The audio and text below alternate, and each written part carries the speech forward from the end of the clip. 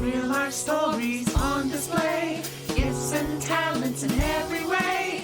Building up the community. Have you had your 2% today? Hey, welcome back to the We Are the 2% podcast. If you go out and you search for 2% podcast, I think you're going to find one about realtors. Don't do that.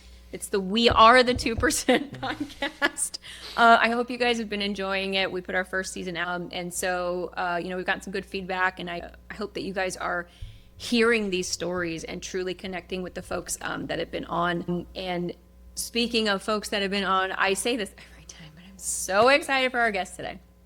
I'm so excited. I'm going to introduce him in just a second here, but I'm going to kind of give you guys like kind of the high level, round him kind of out, but I don't even think we'll scratch the surface. We never do, right? But we'll get into it when we start talking to him. But our guest today is Zach Elliott. Yes, he is the founder and executive director of B3 Ministries here in Tampa, Florida. He is the author of the book Now I See, which we have linked to in previous episodes, and we're going to link to it again. It is so good. It's so beautiful. He is married to the always glowing Cammie Elliott, who we need to have her on and just have her do her own, because she does. I'm sure she's got some stories, and she does a lot. So we'll have her on. Father of 4. Okay. Olivia, Bella, Holland, and Jude. And then if all that's not enough, he is an artist. He is a podcaster, a pastor, a teacher, friend, founder of this minute. Like, he does so much. We're going to get into how he does it all, because I need some tips, but like so much. I'm so glad that you're here with us. I'm really glad. I would say, and I don't say this to embarrass you or put you on any sort of pedestal, but I would say in my own personal journey, just in knowing you guys in the last few years, like one of the people that I would consider kind of like a spiritual giant, like just in the places where we are, the places where we go at Redeemer, being involved with V3, and just kind of, understanding how I think you operate. And I think we know very little how you operate, but even just what we see, it's one of those things that I think we both look up to you. So I'm like really glad that you're here, and I didn't want to say that to embarrass you, but I'm really glad you're here. So I guess kind of I've introduced you as best I can, but there's just so much more to you. So we'll get into it immediately. We're going to get into story time, and we're going to hear all about Zach. So I guess let us unpack just all of that, and wherever you want to go, tell us about yourself. I guess ministry, career, hobbies, family. Just tell us who Zach Elliott is. First, thank you. That was super kind of you, and really like an unexpected. I started tearing up. I mean it. So, I do. Yeah, thanks for that. It's super meaningful, and I'm really proud of you guys. Season 1 done. Good job. People don't realize how hard of work it is to to create space like this, and so honored to get to be a part of it and lean in. Your decorations look great. I did notice the neighbor is I love that. I do too. Yeah. People that go to that much effort for anything, good on him. So, it just made it whenever we did put anything up, because we weren't the people that just didn't put anything up. We would put the normal things, but with the amount that he put up, it made ours look even worse. Yeah. So we had to go. Keep up. We had to go clever and simple with this one. Yeah. I think it's a good pairing. There's no way to compete. So there you go. Contrast. Right. Yeah. The most exciting current thing is that, and it's just on my mind because you have an extremely big dog. Your dog is a horse. Yep. We have a new little puppy. So so it's Cammie, the kids, and now Baxter. Yes. Is a part of our family. Oh my goodness. Baxter. Yeah, welcome to the family. And Baxter. I'm sorry, that was an entire campaign by your children to get this dog, right? Yes. Okay. So this is a good segue into the story. A long time ago, when I was a pastor in Oregon, I was praying about just frustrated, wanted to quit. I've wanted to quit so many times in ministry, but one particular time I was exhausted, and I felt like God said, the work I've called you to is long and slow and deep. And that's just been there's a whole separate conversation on that. But my kids have been on a long, slow, deep campaign for a dog. Wow. For 10 years. And my oldest is a senior. So she's about ready to transition, which is a whole thing. And Cammie and I were just we feel we've held out. We've tried to be prudent. There's a million reasons not to do it. but Yeah. it's time. And so, yeah, it was a whole campaign. But he's amazing, cool. and it's fun. So I'm learning I need notes on how to be a dog dad, because I that's don't. new. Well, we have a horse, so I don't know if we can help you. It's just they don't translate. Yeah, Together. they're a little bit different. He's yeah. beautiful, but like so I could legit ride him. Yeah, yeah. Like out west. When I said that he weighs more than you, or he's bigger than you Yeah, and I me, thought you no, he's And then he's staring eye to eye. legitimately. You thought he was, I was like like, exaggerating. Yeah. Nope. No. I hate using the word literally because everybody uses it like too much nowadays, yeah. but he literally is bigger than me. So Giant, but really kind. Thank Yeah. Yeah. Lord. Big Yeah. sweet Yeah, boy. absolutely. Big sweet boy. Yeah. Slobber machine. But anyway. That was it. Yeah. Man, super grateful to be in Tampa. Like, this is unexpected. If God had not been being who God is, we would not be having this conversation, because Oregon is home. So Yeah. born and raised in Oregon, became a pastor in Oregon, pastored a church out there, and then had the opportunity, felt called beyond the border of just the local church we were planting or had planted and were pastoring. And that like season of going, I think there's something else, persisted for a while. I didn't know what to do with that, and I didn't make a plan, but God opened the door for me to write. So I came out to Tampa to write. And when we took the step to step down from pastoring the church that we planted to write, at the same time, some good friends came around and we said, hey, God's doing something that is consistent with expressing the life and beauty of the gospel in the world. We know that that's going to be in the future. And so we're just going to put a flag in the ground and say, we know that God's called us to that, expressing the life and beauty of the gospel in the world. Step one, go write the book and just see what God is doing. So we came to Tampa, prayed, got around amazing people. I literally thought that we would move back after 2 years. We had committed to be here for 2 years, to write and to just kind of explore the founding of V3. And then I really thought that home base would be outside of Portland. That was home. That's where our family's from. But Tampa, in the strangest way, became, and it's more people than place. Yeah. For some reason, the people and the relationships, God just started weaving us together. And over about 2 years, it was probably clear. It took me 3 to kind of surrender to that. And then Tampa became home, and it's home. So Redeemer's our church. Love Redeemer City Church, and honored to be a part of everything that's going on there and what God's doing there. I think there's a lot that is coming in the future, that part of these conversations are so important, because the desire to be known and for the body of Christ to be the body of Christ, I think you're on to something really, really important. So Tampa's home. We got Baxter, we have the kids, trying to figure that out and be a dad to 4. Yeah. Yeah, in addition to all the other stuff we mentioned that you Yeah. are a part of. So let me ask this, and this isn't even on script, like with your whole journey and even coming here, it sounds like a lot of the stuff that you were doing, you were like just kind of in these seasons of waiting, like with the writing, 2 years of writing and just kind of waiting and thinking we're going to go back, but you ended up staying. I'm sure over the course of your ministry, there's been a lot of season of wait, but it feels like right now you guys are in a season of like push and like go, like how is that going? Yeah. It's super cool that you notice that, because it's right on, and people, know us well. So I think you see that maybe, but anytime you're planting anything, it's hard. And so we're 8 years into, we founded V3 8 years ago. The first 2 years, really writing, praying, waiting on God. So, but 6 years now, we've been literally feeling like we're tilling the ground. And it's just long, slow, deep, right, is the way. And that's just been true the whole way. But this I would say the last 2 years, we always talk about clarity. I have a good friend who is a mentor and friend, and he said, Zach, listen, clarity comes before coherence. And so get clear on what God's called you to, and the more you're clear, the more coherent what you're doing is going to be. Yeah. And so you're going to drop stuff that you shouldn't be carrying. And we can all do it, right? We're called in a direction, and so we're like, I think I'll need this, and you head out, and like 6 miles into that, you're like, nope, dropping this, dropping that.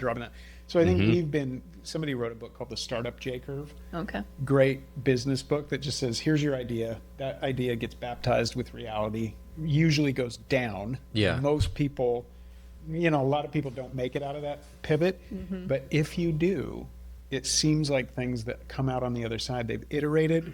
God's had their way. God's had his way with them. Yeah. And it starts to grow more rapidly. So about 2 years ago, we felt like that clarity was there.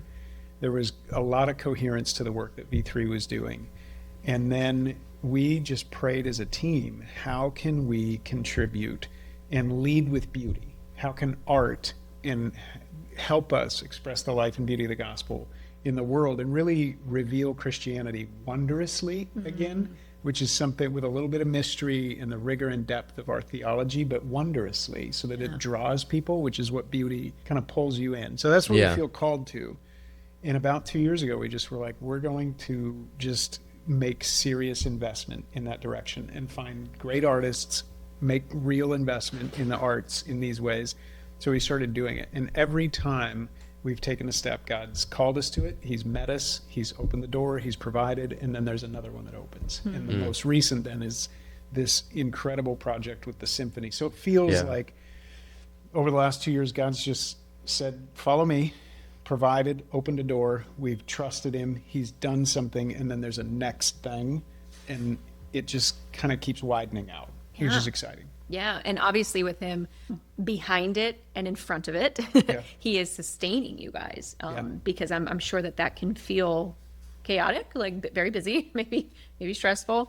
But yeah, I think, I'm just saying this, I think even to whoever's listening or watching, that's how I think we can probably best pray for your family, is just the sustenance of the Elliots in this season, because there is a lot going on. I mean, everything I know, beautiful. It all sounds incredible. We're going to talk some more about what all this stuff is that's going on with you guys is about. But yeah, I mean, it's all beautiful and it like cohesive, that word, because how do you bring all the moving parts together? You guys have so much going on, but there's a one singular message that you guys have, and I think that everything you're doing is about it. Yeah, I love that. What's crazy too is this year, I would say 2024 was personally like hardest year. So 24 months, clarity, coherence, you start feeling like your team is got that clarity and God is with you and we've got amazing partners. And we start seeing like not just inches, but you'll take some yards every once in a while and feel like you're moving down the field. And I was like, let's go, finally, right? Like long, slow, deep, great. Now we can get to the like attack. Right. And then out of nowhere in July, I got hit. We were on vacation in Oregon and my doctor called and I had a routine scan on another thing that I was concerned about. And my doctor called and literally said, hey, how are you doing? Checked in on what I was currently feeling and then told me I had a brain aneurysm. Oh, wow. And unruptured, small, but just out of nowhere. And I'm like, I've tried for a while to be pretty healthy and to take care of myself, and I've got 4 kids. And so this was just like, what? Right. And so I share that because as we've started to feel like God's opening doors and there's like we're taking ground, just like if you could have got broadsided by a car, that's how it felt behind the scenes. And we literally, I went to my board and said, I think we're going to have to stop everything. We're going to have to shut down for a bit and potentially have surgery, or I don't know what's coming. And that was like 2 months of exploration and doctors and great care and amazing people who got around us. And we figured out a good plan and we're good. And everything's good. And a lot of people, I guess, have these things and you just never know. Mine got caught, and so the doctors can monitor it. But it's stuff that like you're taking ground and then it's hard fought. So thank you for just saying pray. Because behind the scenes, it's like, amazing things are happening out front. But behind the scenes, a lot of prayer and struggle, like toughest year so far. Man, thanks for sharing that, because I think that helps kind of us intercede for you better. All right. So I know we could just go into like a million of these things, like so deep, but all right, we'll try to stay on track here. Let me ask you that. How did you meet Jesus? Because I think the context of your faith journey is so important when we talk about your story, right? And I think maybe when we have Cammie on, we'll ask about the love story part of it. Yes. But I think hearing how your faith journey started and kind of where you're at now, and how does that play out in your day to day? Yeah. A lot of people maybe share a similar story. I grew up with amazing parents who raised us in a Christian home, and we went to a Missouri Synod Lutheran church. Okay. So liturgical church, really rational, heady, and you have confirmation class and all of those things. So that's the environment I grew up in. So I knew Christianity, like I got it. And Right. and to be honest, I was more interested in other things Yeah. most of the time as a young adult and as a kid for sure. But I was always like drawn. There was something mysterious about the faith that was beyond the heady part. Like I got the answers and was like, okay, I can do the math, and it's kind of the only math I can do. But I can do that math. But there was something we had a eternal flame in our church. Okay. And I write about this in the book because it was so meaningful. I would sneak up to confirmation class and I would drag my feet and not want to go. And so I would hide in the sanctuary and just kind of wait until I knew I couldn't wait any longer or they found me. Right. And I would just sit there and I would look at that eternal flame. And there was something like pulsating about the gospel and in that sanctuary. And I could feel it.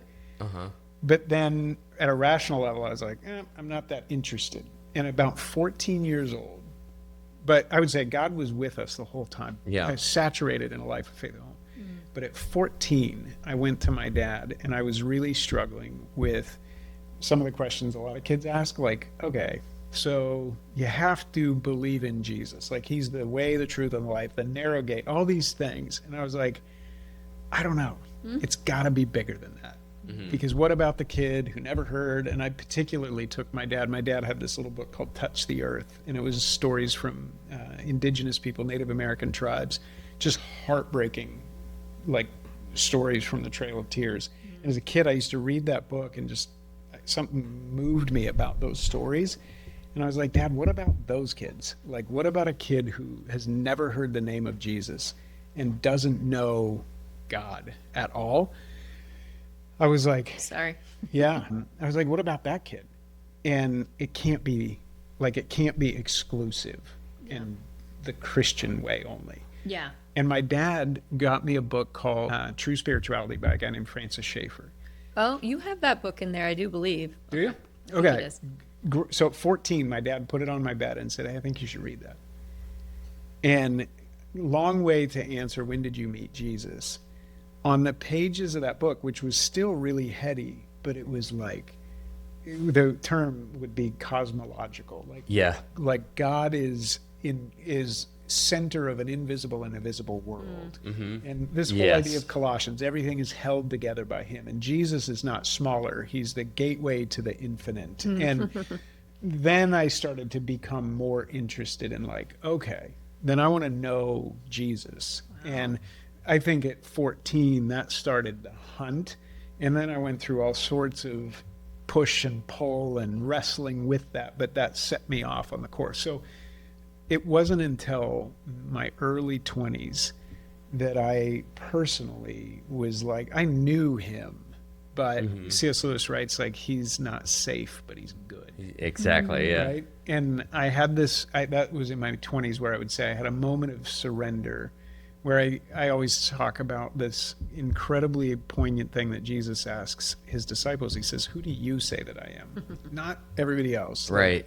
And he turns to you, which is ultimately what we all will face, is that God, who's not safe but good, turns towards you and says, what about you? Who do you say that I am? Yeah.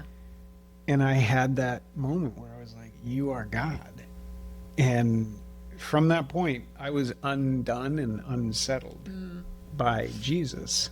And like, he is King of Kings, Lord of Lords. Like, I think it's his grace, right? Like that gift of faith. He just opened my eyes and was like, you've been with me the whole time. I've been holding you and shepherding you, but it's time that you saw me and knew me. And that was beautiful. So all along the way, pastors, friends, parents, people, like breadcrumbs, right? That I was looking for him, and then I bumped into him. Oh wow! In that way, so Oh man, I love that.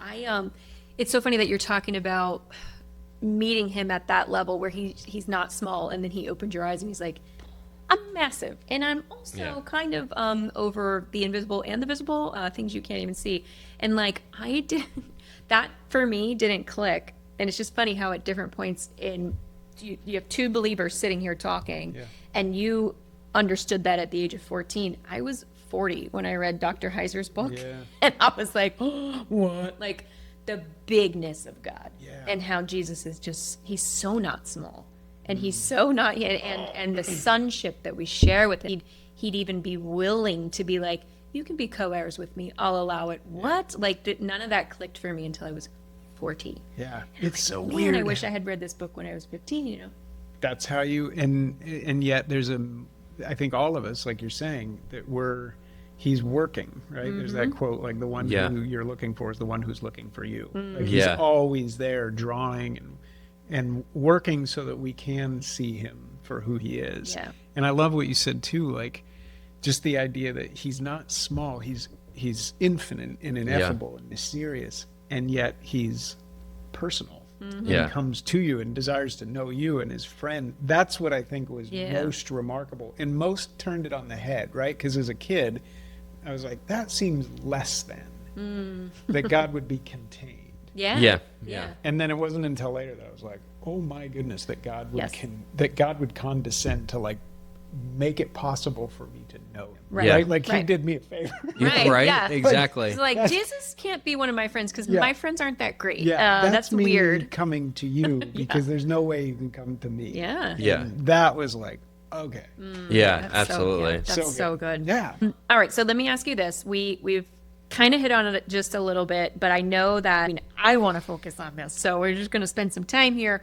Can you tell us about your latest project in the Czech Republic? I don't know if you guys followed the Lab podcast or V3 at all, or like anything that he's involved in. You've probably seen just like some Instagram stories or like snippets about where he's been lately. But tell us what you want about that and whatever you want to share, what's coming. I'm so pumped about hearing about this. We're pumped. I'm super pumped. I know you're pumped. And you were sharing about it a little bit before we turned the record button on. But yeah, tell us all about it. Yeah. I think it's the most fun part, like the lead of the story is God, whatever he calls you to, he's got more ahead than you or I can see. And we say stuff like that, like, well, God sees things we don't see. But I think all of us have stories of like, oh, it was only looking back that I could see that God was at work in something that I had no view on. And Florida's that way, right? I thought this, he was doing that. Yeah. So I say that to say, I don't know exactly what God is going to do, but I know what he has done and what he called us to. So going back to V3, right? Like we want to express the life and beauty of the gospel in the world, revealing Christianity wondrously, inviting people to that moment to know God personally. That's what we feel called to do. Well, how do you do that? What are you doing? We believe in leading with beauty. So art, music, literature, like how can we give a glimpse at who he is and what he, to kind of lead people, draw people through beauty to say, who is that, right? And the classic idea that beauty draws you to good, helps you know true. Yeah. So that's the work of V3. And so we work with incredible artists, visual artists, poets, people who are writing. And I get to do a lot of interviews with people, talking to people who are in that space. Back up a couple years ago, I started to get frustrated that I can't paint particularly. Like, I'm not an artist. And I can't sing. Like, I don't have, and I quit playing piano and alto sax when I thought I was cooler than those boys, which breaks my heart now. Don't stop taking music lessons. Kids, my mom was right. Don't. Yes. My mom was right. Take it through the uncool phases because we want it. Always ends up cool at some point in life. I was in a marching band. Oh, okay. Okay, that, right? That's awesome. So I was in chess club, then marching did you band. hear the judgment in my voice? Okay. So marching band. And did you and Mitch march together? Well, here's what's great. Mitch could do it and look awesome. You know how tall I am. We have marching band uniforms. I'm 14 wrestling with God, and somebody's trying to make me wear this hat that's covered in fur and then has like a yellow plume. And I was like, I don't think I can survive. No. Literally. The hat not is your embarrassing size, at yeah. all. And then the alto saxophone, look, for me, looks like a sousaphone. I mean, it's gigantic. So I just tapped out. I was like, I'm literally never going to make it out of high school if I don't quit. Wish I wouldn't have. So I can't make art. I can't sing. I can't play. I can't. There's so many things I can't do. And so I was praying last year, finally, and said, God, I wish I could make art. And I was like, I wish I could make something. And literally while I was praying, God said, turn your book into music.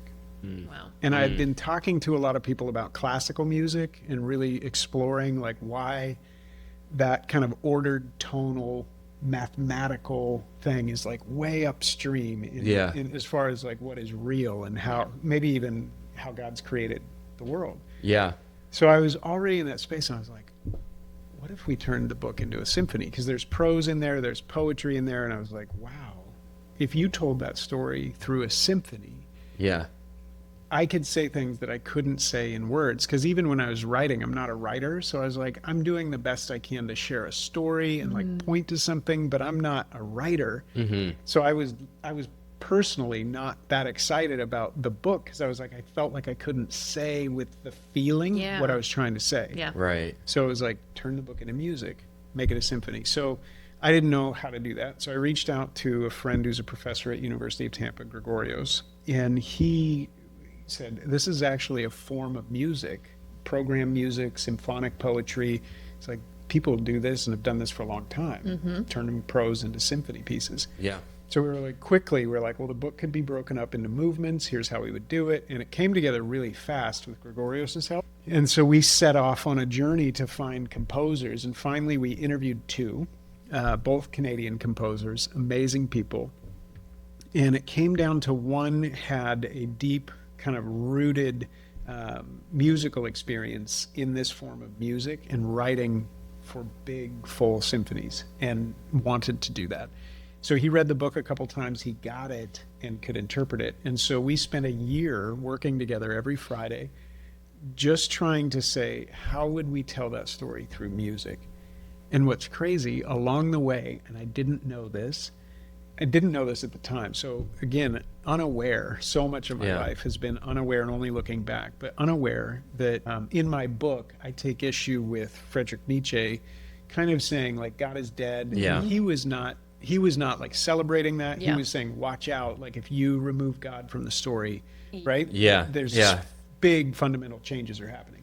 Yep. So in my book, I touch on some of those conversations. I didn't know this at the time, but Richard Strauss is a composer who interpreted Nietzsche's work.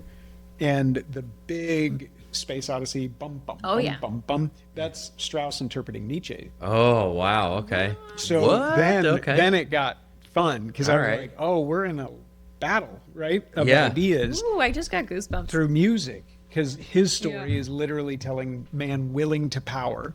Yeah. And our story is like Christ at the center. And so it just set off this beautiful year-long thing of writing a composition. So we finished it in 24. And our hope and our aim was to record it. But that's a massive project. And this summer when I found out the health news, we had found an orchestra that could play it and within the budget that we thought we could bring together to do it, that would be prudent. And this summer it just stopped because of the health stuff. And we thought we were going to like, okay, well, we've got the composition, we'll put it in the can for 26 or 27.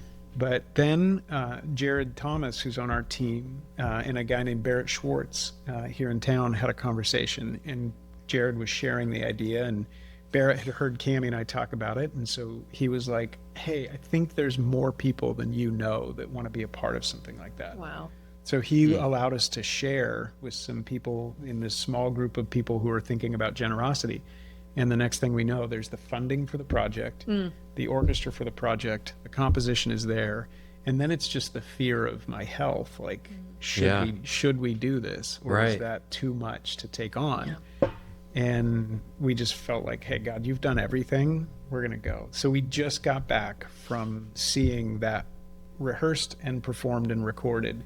in the Czech Republic, and it was incredible. Oh my goodness. That's incredible. Incredible how it all came together and actually happened. Incredible the revelation that you would be given to have this idea and go, okay, well, let's go do this. Let me ask you this. Do you consider yourself an artist now? It's weird. I love that question. I don't know. Like, I wrote poetry as a kid. I think I might just be I'm not a great artist, right? And that's how, honestly, Oh my gosh. I think everybody's an artist. Yeah. I think I do too. everybody, we're the poetry of God. Everybody's creative. We're made in the image of a creator. So yes, 100%, I'm an artist. And I think in some ways, it's funny because I think I'm like a symphony conductor kind of in the way that like life and beauty. I see it in so many ways. I see it in people, I see it in stories, I see it in artists, I see it in churches. And so I'm making and pointing and cultivating beauty. Yeah. But my discipline maybe is a different form. Maybe producer ear or something like that. I don't know. But I write poetry, I write songs, I do those things, but that's not where like the joy for me comes in seeing like something really multidisciplinary come to pass. And like where the beauty of God is put on display through different mediums. So that's what's interesting. I don't know. I get as excited about visual art as I do about poetry, as I do about somebody writing a beautiful fiction or story as I do. But I will say, I've never been a part of 92 professional musicians interpreting a story that really that meant something to you deeply. And to hear it, I'll never forget being in the balcony and watching these incredible people. I have such respect. I was saying it before. Artists, just like professional artists, people who have given their life to their craft. Yeah. It's amazing what can be communicated that I couldn't say in words. Yeah. And this is like a story that I stewarded, and then I was watching them bring it to life, and I was going, you're saying exactly what I couldn't say. Like, yeah. That was it. Exactly. That was it. And that's what I was telling you about movement 3. There's a moment in the symphony piece that in the book, I was like, I described being leveled and lifted by God. Yeah. And if you know him, you know that moment where you're like equally dropped to the floor and humbled by God. And I said, there's a difference between being humble and being humble. Yeah. Yeah. Right? Yeah. And anybody who knows God knows, like, pressed down into the dirt, just like, you are God, I am not. Yes. And yet in the exact same moment, like lovingly lifted in union with God. Yeah. And there's no way, you're like, how do you describe some feeling that small but that loved at the same time? It's like can't do that. It's a weird paradox of like of a feeling, because it's I completely understand that, because that it's like a weighted freedom, if that's it. Because it's I want to hear how it sounds in music form. Like, it does sound incredible. Because that's the thing. That's the beauty about this story, is because me with my just music journey and stuff like that, I like music tells a story further than mere words can, and I've always felt that way. And so when you like, especially like when you read like Psalms and stuff like that, you know, like these are all like tunes. They're not like, they're not just words. They're like, there was a tune to it. Yeah. And there was something going on with it, harps and lyres and stuff like that. So it all of those things had a voice in that story or in that message that just mere words can't. So when you can get like almost 100 professional musicians to transcribe your thought into like a more clearer, ambient understanding, a unified understanding, that just blows my mind. That's the coolest thing ever. And sonically, like, union with God is what we're trying to describe in that moment. Like, divine love and you passing. What does that sound like? And so this orchestra takes it, and it's movement 3 starts out almost invisible. So movement 1, movement 2, and then you get to movement 3, and the composer Constantine just did this. He's brilliant. And he starts with such a faint string that you can't even hear it really. And it's like the invisible love of God. And through the movement, it just gets, it swells, and you find yourself just like getting enfolded into this love of God. Yeah. And by the end of it, it's so big that everybody was in tears. I'm still like, in chills. It's amazing. Yeah. I can't wait. Yeah, you can't. Can't wait. That, I think that was what was amazing, is I lost words well before I was able to communicate what I was trying to communicate toward. Words just right. Yeah, right. But beauty and art was able to get us closer. And what's amazing is you go, that's still not even a fraction of it. Right. Like, yeah. like It's only what we can perceive, what we can, yeah, imagine that 6 billion or 8 billion instrumentalists bringing that, and you're still not there. Yeah. And that's what's going on around us right now. Like, Yes. Like that we can't see in Very the much invisible so. realm. You know, that's going on right now. That's why one of the reasons why we started this is because that's going on now. How do we center ourselves in that already? Because we are in the already, but not yet. We are the sons and the daughters of God. And so we join that worship every time we go, oh, I'm gonna turn my praise on. I'm gonna turn my worship on. We're already joining what's happening. So to know that that's going on, and we're barely scratching the surface when we try to do it here. But I mean, even still, I mean, I cannot wait, because I don't think we should find it so odd that music connects us, because I think, and that kind of unified sound feeling moment. I mean, you hear a great song and you get goosebumps. All those feelings, none of that should be surprising to us. I mean, God is a creator, and he created us to be creator, like mini creators, you know? And so that art, I do believe, comes from, we were created in his image. We were created to create. And there's, I think it's in Corinthians. We'll find it and we'll post the right verse. But it says, you know, even when we pray, the Holy Spirit, he goes and he intercedes for us, but he does it in groans, like this language, like, I don't know. Obviously I don't know what it sounds like, but like something that only him and the Father understand. Yeah. And it's like, okay, maybe that's kind of like what music is. It's like this thing that just comes out of us that we're like, oh, I like the sound of that, but I don't know what it is. Yeah. You know? Yeah. I think there's a lot to that, to the like sound. And I mean, it all kind of goes back to like art and beauty, like, right? I don't think we talk about this enough. We just don't talk about it enough. No. And okay, we'll get there. I'm getting ahead of myself, but on the symphony itself. So what's coming next? Yeah. What can we look for? First, I would say thank you for asking about it. That's awesome. And it's so exciting. Like, let's go.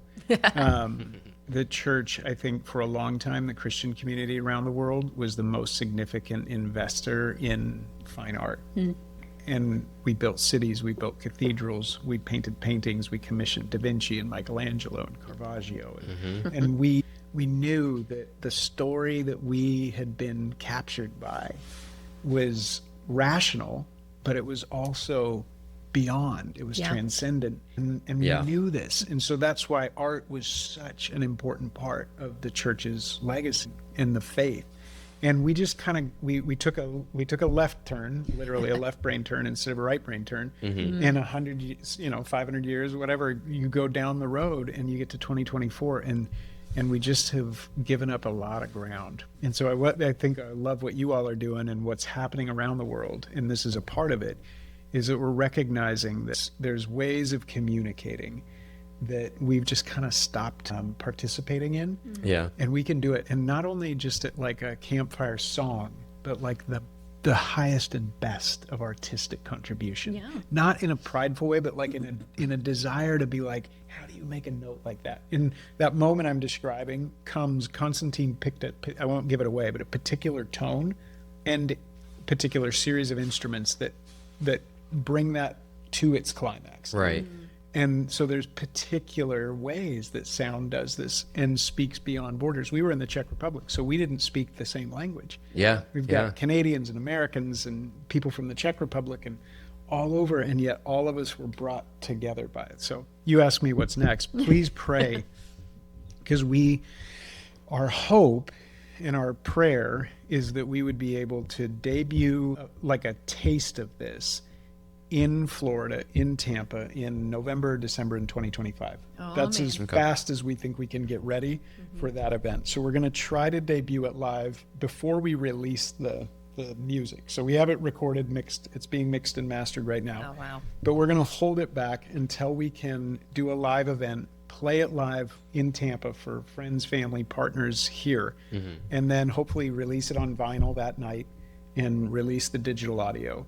So that's next. And then we're praying, right? And we make our plans, but God is sovereign over those. So all we can do is aim. Yeah. But what we would like, God willing, is we have a second symphony that I would like to write and be a part of that we would combine with this, right? Cool. That really is, the vision is Jesus. And that's all I'll say about it for right now. But our hope would be 3 years from now to bring the Brno Philharmonic or another professional orchestra to America, in at least like 7 cities is what I've been told, 7 to 10 cities. Like, go have an experience immersively with audiences where this form of beauty is brought back, which it's not being done a lot. Bring that back, create an immersive experience that points directly beyond itself, right directly at the end of the night to the feet of Jesus, and just like have that moment. And so we're hoping and praying that that's where this lands 3 years from now.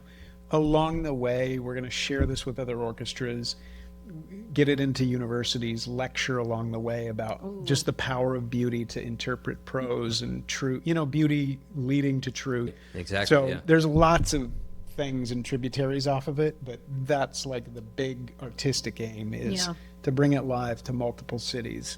So you, and I say you, I mean the collective, because there's a whole team behind this, but you guys, I think you're literally changing the culture through this. Because when I think of culture, like I think of, when a lot of people think of culture, they think, oh, I'm going to go have some fancy wine and cheese, and I'm going to go see the Nutcracker, and ooh, I'm cultured, and like, I'm going to see the Nutcracker in Nashville, and I've never felt more cultured. But like, there's something about that, but I just feel like, okay, you're bringing it into universities. You're bringing it into these spaces where, let's be honest, there's a lot of liberal teaching. There's a lot of, we're talking about art, but we're not talking about it in the way, in these universities, probably so much anymore, where it's a God creation. No. We don't talk about it like that. Like, be honest. So you're going to have a massive influence, on students, I think on professors, I think on musicians with this work. And like, I'm a visionary in my head, my wheels get spinning on the things like, oh my gosh, what could come from this? And it's so exciting to think of it, but like you said, we can only aim. I love that. I love that. Cause I say that a lot to myself is, okay, Jamie, you can make plans, but God's going to order your steps. I have to remind myself of that all the time. But he's very obviously behind this. And we'll definitely pray. The whole family at Redeemer going to pray around that. That's Please, big. thank you. Yeah, because I think It's it is huge. David Goliath. You said it rightly, and we hinted at it earlier, and I won't nerd alert, but the Enlightenment movement, what happened to the arts, and particularly fine arts and music and orchestral music, fine art and visual art, all these things, we, along the way, the Enlightenment started to kind of shift the way that we approach things, and we majored on truth and lost beauty and gave up beauty, right? And we're attempting to say that's maybe not what God intended, right? Beauty draws you, you discover good, and you know truth. So let's not underappreciate what God has done with beauty, our beauty. So there's a big contest there, David versus Goliath, to say to reverse that. Second is, because we gave up that ground in beauty, it was kind of just left wild, right? And this is atonal music and totally subjective art, and beauty is in the eyes of the beholder. There's no objective standard of beauty. They've just, that ideology has just run the table and become bullying, and if I can, gaslighting to people to say you don't know what's beautiful. And the academic and the elite has said tonal music, ordered music, these things are we should move on from those things. And some of these art forms and the masters paintings, Rembrandt, great, but let's move on from that and get into really artistic representation that is far superior to something as like painting a portrait like Rembrandt might. Yeah. Like we've just let that kind of dominate the conversation. And what I want to say is like, okay, great. Like we're just here to offer another view, right? I'm not here necessarily to get into a battle with those views artistically. Not to say that you're not getting in there to say that they That's are wrong. not artistic. No, impressionism, modern art, Right, all these yeah. things, great, let's go. And what if there is an objective quality to beauty? And what if there's something beautiful to recover in some of these art forms? And we were told this when we were endeavoring to do the symphony piece, this symphony, that it was so strange because it's tonal, it's ordered, it's following a narrative arc. All of these things that the elite in the modern composition movement would be like, boring, right? Like we're not interested. Yeah. That's nostalgic, kind of not artistic. And you go look back in history and you go, no, that was like the highest form of art was telling story and point and counterpoint, and the way that you move people through these tones and a resolution, a narrative arc that did have resolution, that wasn't considered less than, right? Right, yeah. And so we hope with this symphony that we can not prove it, but I think that audiences that have far given up with classical music because they're just like, A, don't understand it, B, confusing, C, complex, and then I'm being told that if I don't like it or it doesn't sound good that I'm wrong. Yeah. I'm out. Yeah. Right? Like I'm out too. Yeah. We hope to make something beautiful that audiences go, whoa, I didn't know that 48 strings could move me like that. I didn't think I cared. Yeah. Well, yeah, if they're all playing against each other and out of tone and bending, of course. Anybody can do that. Yeah. Anybody can do that I part. can do that. I can play the violin or whatever. So I think David versus Goliath, there's a lot of exciting things ahead to say, like, let's lean in and, like, contribute to culture, right? Yeah. Like, what are we making when you think about culture? Like, what we make, how we make sense of the world, all these things. Like, if somebody comes, I think Solzhenitsyn in a Nobel Peace Prize said, or Nobel lecture said, like, if somebody visited from a different planet and like found our artifacts, what would they point to? How would they make sense of us? Yeah. Right? Yeah. And I think if you go to Europe, you go to an older world, you start to look around, you're like, oh, they were telling stories Yeah. really poignantly. Caravaggio, Crucifixion, Da Vinci, the Adoration of the Magi. Like, we were endeavoring not to be the only people telling stories, but we were definitely in that conversation. Yeah. And I think that there's an incredible opportunity to say, why would we not do that?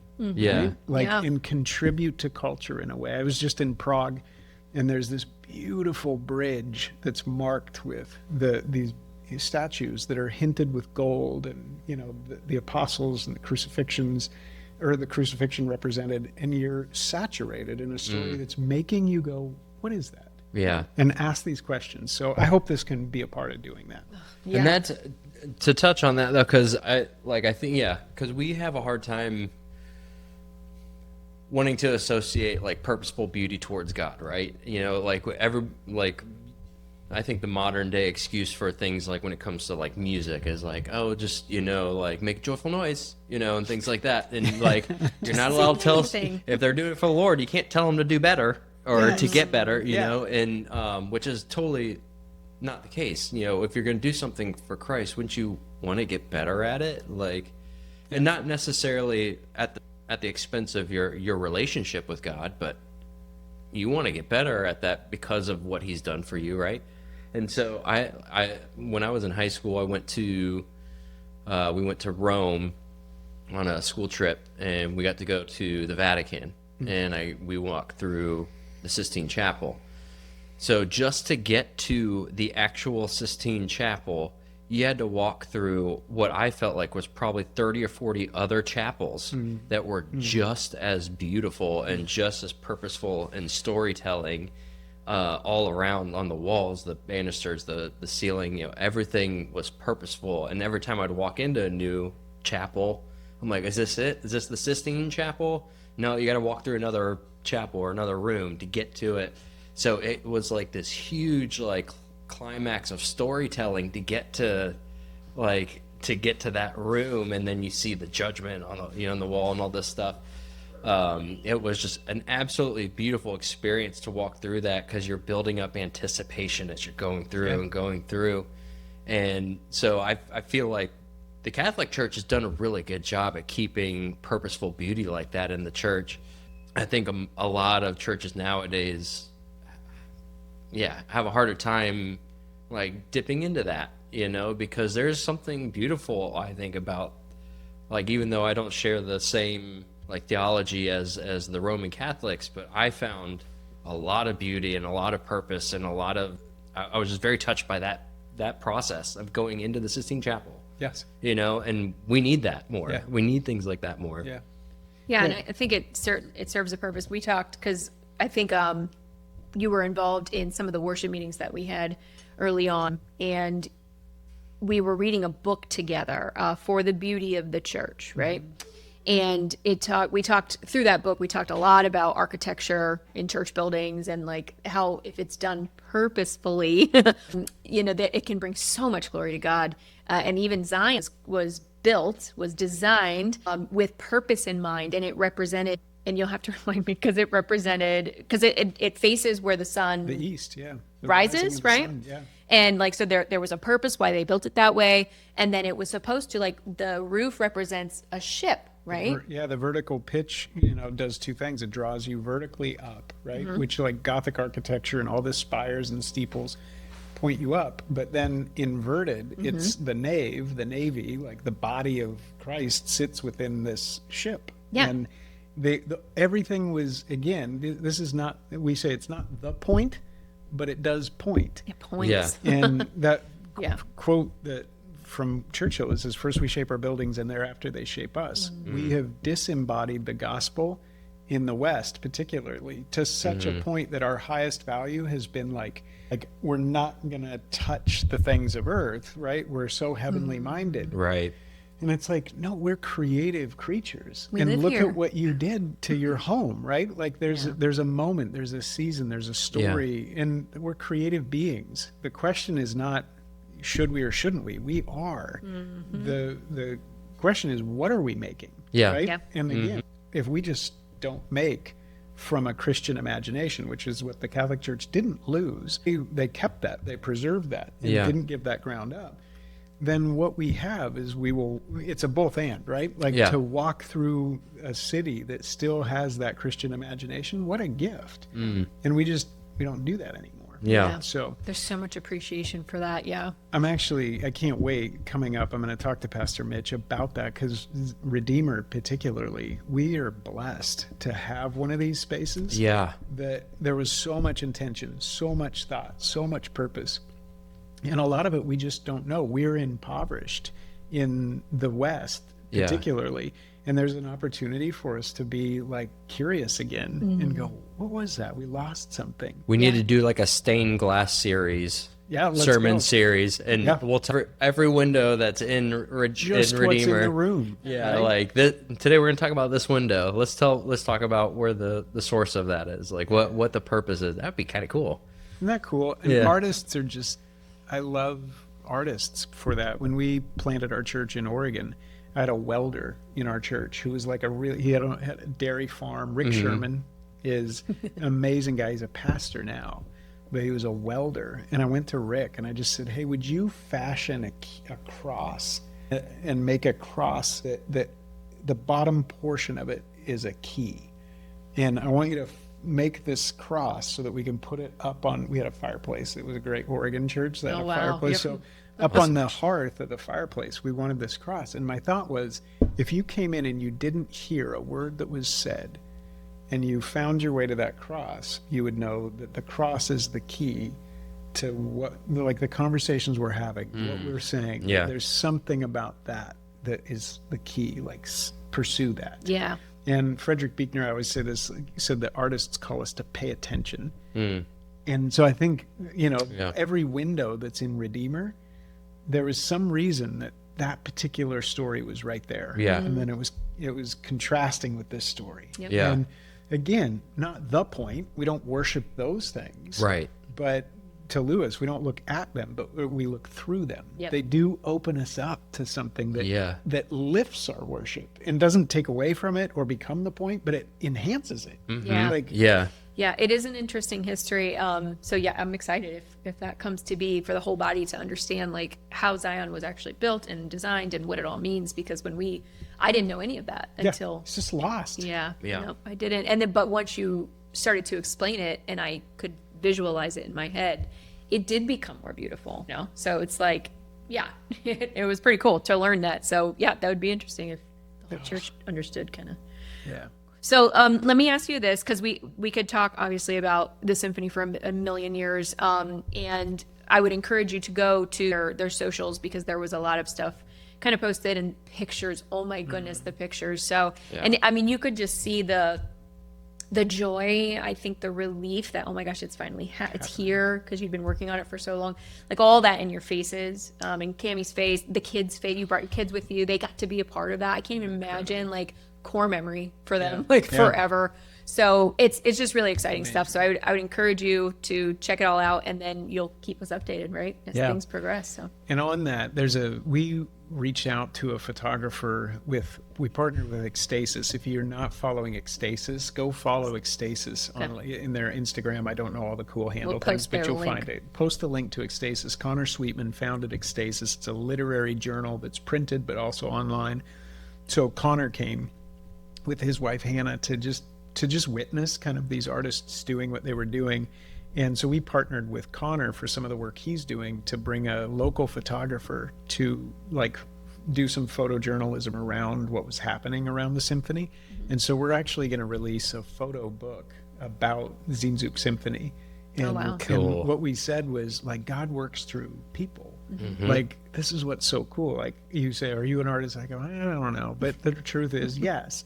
And everybody on our team that participated, and then the 92 musicians, what we really wanted to capture is like the remarkable ordinary, again, from Buechner to the idea that God's doing an extraordinary thing.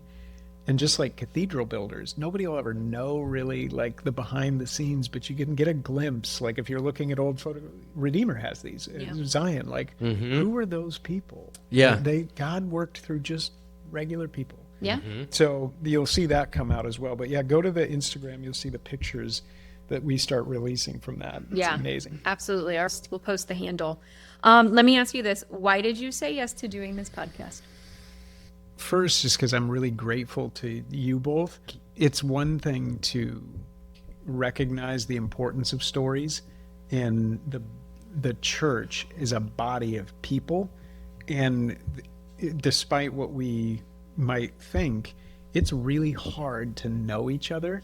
It's just hard. Like we're busy. We have 4 kids and Baxter, and to try to know and all the things going on, to get this kind of time with people that you are literally worshiping next to, and you belong to one another, is the language of Scripture. Yeah. Like the Elliots belong to the Leathermans, and like that's just a lot we have a lifetime to try to do that well and to discover what that means. Yeah. And so when you all started saying, when you had this idea to say, hey, what if there's a podcast that creates opportunity for us to know the people we're worshiping with? It's like deeply important. And anything I can do to contribute to that, I want to be a part of that and contribute to it. Second is, it's so hard. Like, people have great ideas all the time, but it's really hard to do stuff. Yeah. It's so hard. We found that out the hard way, too. Right. We found out the hard way that it's hard to do things. But it's so meaningful. Yeah. And we have this maxim at V3, we say it's only true if it's true. So, like, do we think it's valuable? Then, like, do it. Yeah. Go, like, be a part of it and see what God will do. And as I've listened to the podcast and gotten to know people, I'm like, I had no idea. Right? Yeah. I had no idea. Yes. Lewis, I can't remember where he wrote it, but he talks about how he used to hate church singing. And I think he says it's 4th-rate music set to 5th-rate lyrics or something like that. I mean, it was great. He was like not a fan of music. Yeah. And he said, it wasn't until I realized that I wasn't worthy to polish the boots of the miser singing next to me that I got it. Yeah. And it's like, oh, I didn't know what you guys had been through and all the layers of your story. you didn't know the layers of our story. You don't know what we're trying to fight down the field by inches for. Yeah. So until you do the hard work to create space like this, it's only true if it's true. Okay. I think that's deeply important to the church. Yeah. In our moment, and there's this scripture that says strengthen what remains, right? Yeah. And I think that's what you're doing, like stir and provoke and turn over those coals, because something about the church right now is so deeply important. And yes, the architecture matters. Yes, this matters. Yes, that all that is good. But at the end of the day, it's like, what story are we in? And I think that's really important. So I think I said yes, just because I'm really honored to be a part of what you're doing. I think it's deeply meaningful, deeply important, very hard to do it. And what a joy to get to like be a part of it. Yeah. So, well, and we're obviously very happy to have you, and glad we could find time on your schedule, because it is busy and it's a lot. But yeah, okay, all right, we'll move on, because I could ask you like a million questions that aren't even on the script, and we're not gonna do that today. Let me ask this, because we're gonna get into some more questions about the actual like the 2% concept, which our listeners, you've heard it a million times now. Let me give us something funny about yourself before we move to that, though, because one more interesting or fun, embarrassing moment. It doesn't have to be. It could be embarrassing, interesting, funny, cool. Because I mean, let's be honest. Just something slightly out I of the think when you ordinary. think of Zach Elliott, you see all the things that you're the father, the husband, that you're doing this and you're involved in this ministry, and right, like, and it's all serious, like heavy stuff. I mean, this is life. Tell us something funny. Do you have like a forever tattoo on Your lower back. yes, I You have do. a I have son. a giant tattoo on my back that nobody sees. Yes. No. Now you know. Now you know. Yes. of a unicorn? Got it. No tattoos. Almost got a tattoo. One time I got to be a part of a really great group of guys, and we talked about getting a cool tattoo. One of them did. So Scott Wrestler has the tattoo. Hey, you got to follow through, man.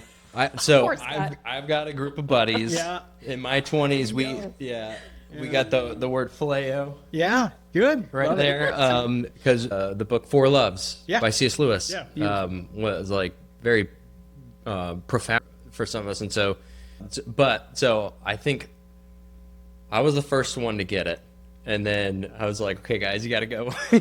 we agreed to this. You better do it. Got to follow through. Yeah, so Poor Scott's like, all by himself. yeah, I chickened out. And I told Cammie when I wrote the book, I was like, okay, because I knew didn't think that this would ever happen. But I have a tattoo in my imagination that I have, and it's not sorry, Scott, it's not the one that we thought we were going to get. But I said, if I sell 1 million copies of the book, I'll get a tattoo. There you Because go. I knew it was so outlandish. right. Oh, okay. Well, There you go. No tattoos. I think an interesting thing that I just think is fun is I love The West Wing, like the show The West Wing. Wait, what? Yeah, Oh, my so- brother loves that show. Yeah.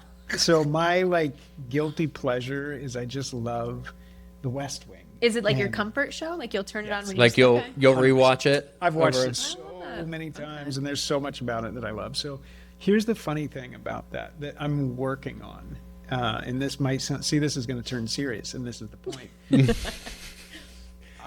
I don't mean to be serious, but like people say you look like your dog or whatever, and my kids are like, Dad, Baxter has your serious face. And I'm like, I'm smiling on the inside. Like I have deep joy, but I tend to, So every once in a while we'll dance at the house, and I love to dance. And I'm not great at dancing, but I think dancing's amazing. And if I could dance like Bruno Mars and waltz with Cammie to some things, that's like happening on the inside. There you So go. Yeah, there you go. that's I awesome. love that. Oh, I love that. Okay, all right. So now we can also call you the dancer. Well, I don't deserve that, but I love that idea. And Cammie and I have been married for 20 years. Wow. So we just did our anniversary, and we took some lessons to try to do a particular dance. Oh. There's the Greatest Showman. Oh Yeah, we love that. Love Yeah. British. Yeah. So Cammie's amazing. She should have her own podcast, just because trusting God, like the risks of faith that she's been like, yes, like God's called us to it, and unwavering, like all the kids all the things, all the risk. Like, let's go. She's amazing, but we love that song like Tightrope. And so anyway, we wanted to dance to that on our 20th, and so we took some lessons. And there's a young dance instructor in Tampa who got us there, and we danced. And it was so much fun. That's so cool. Yeah, love dancing. That is so cool. Awesome. So people probably would not imagine that because I have my dog's serious face. That's a good one. Yeah. Okay, we've heard some good ones. That one's pretty good. Yeah. All right, let me ask you this. I think I'm going to start calling you the commish.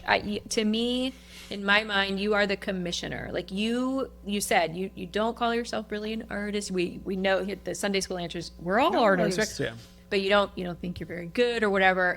I get just this vision of you that you are the commissioner of pulling the people together to put out the art. Sure. And so you'll have this vision or you'll have this idea, and then you pull the people together, and somehow you make these contacts, and God just like orchestrates all this so that it's like, and I always call myself a sheepdog because I don't like when people are no, you come over here, go, I got to keep on.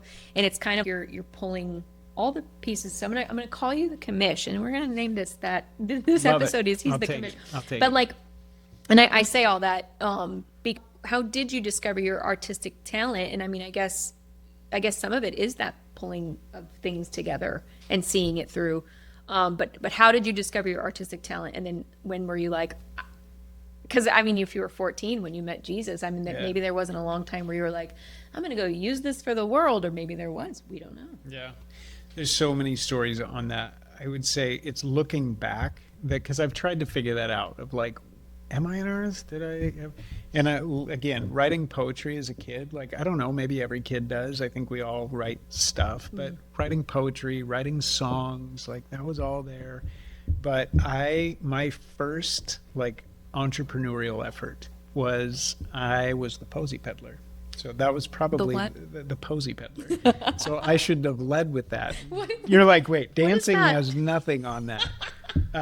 So I explain that for Jamie Yes. so she knows what I know. What it You is. do Go ahead. not. You do not. I worked for a retail like flower shop. Oh. Yeah. Like, okay. Beautiful. So in high school, I had a job with a friend of mine's parents who owned this little retail nursery, like bedding plants, perennials and annuals and hanging baskets, all that stuff. Wow. Yeah. It was called the Posy Peddler. Okay.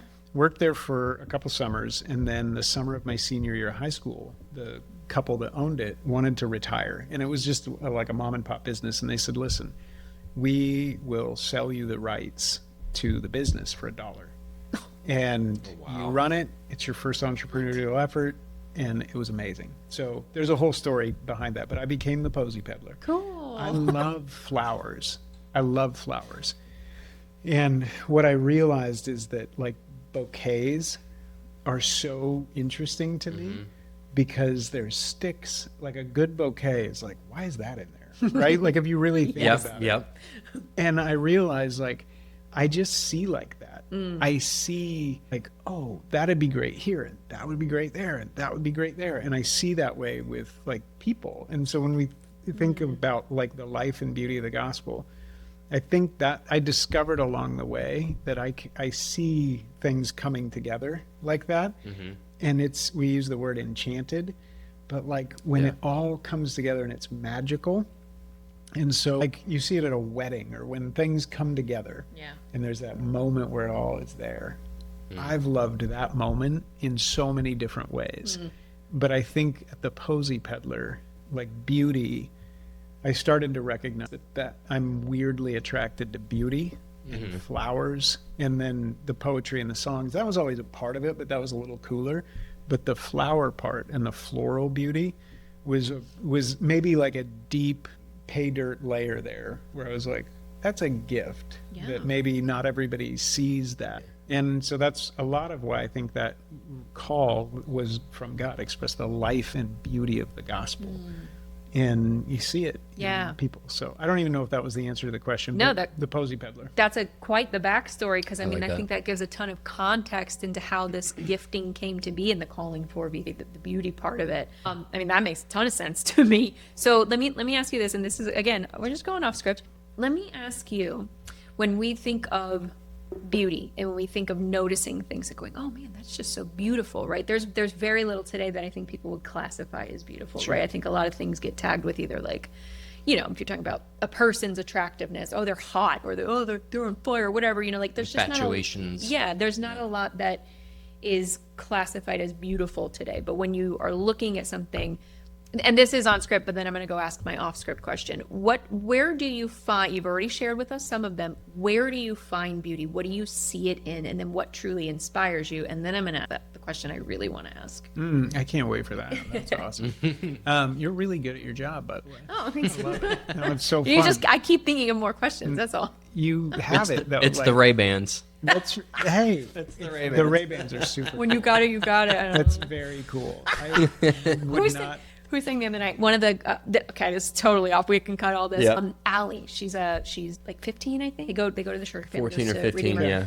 Very young, and she got up to like audition for the band, and she sang, and I was like, oh, it was so good, and I was just like, oh my goodness, what is God doing? Like He's raising up this next generation, and I was like, this is so beautiful. Yeah. I don't even know why I just.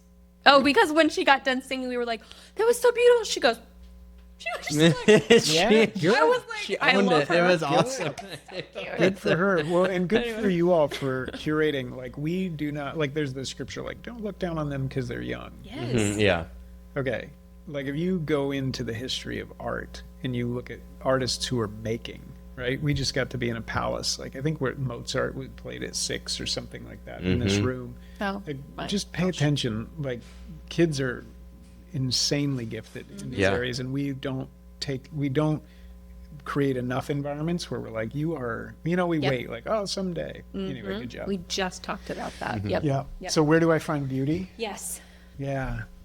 I don't want this to sound like a weird, like, silly answer, but I think at this point, like, I'm just paying attention. I don't know. I see it everywhere. And if you take like the like a classic definition of the manifestation or the radiance of everything that's good and true. And when I wrote in my book, I said, like, vision out, right? Vision out. Like, if you come to that moment where you're like, who do you say that I am? You are God, I'm not. Like, He recalibrates you. Then this is the story of the man born blind. I was blind, but now I see. And Lewis, who gave the sermon The Weight of Glory, at the end of that says, there's no mere mortals, you've never met one. And he said, like, if you really could see who you are, Jamie, this young girl who was singing, Andrew, if you really saw them for who they are, you would be tempted to worship them because they're a creature of such magnificence, right? Yeah. Well, we don't, apart from Christ, we don't see like that. We can try, and we can try to be noble. But like, when God really does change your vision, and it's to Him, and then you begin to look more like Him, you start noticing like what He might see. And I don't know, I just have been so curious. I look at people, and in the book I said, start with the good. Like, that's how Jesus He sees the good. He's like, hey, He moves towards you, not away from you. Yep. And I don't know, I just see beauty in so many places because I maybe am looking for it. So I see it in, like, people. I think I'm just curious. I'm fascinated by people. Yeah. Like, because you think about that, like, the poetry of God. If that's real, I mean, that's Ephesians. If that's real, and this is a God poem, Yeah. like, okay, let me be curious about that. Like, unpack it. that's incredible. So there, I love it in architecture. Unfortunately, Florida, we have work to do. So it's a great opportunity. It's like a canvas that needs paint. You don't like that circular building downtown? I mean, come on. here's my thought. Like, I'll just say, Toilet paper roll.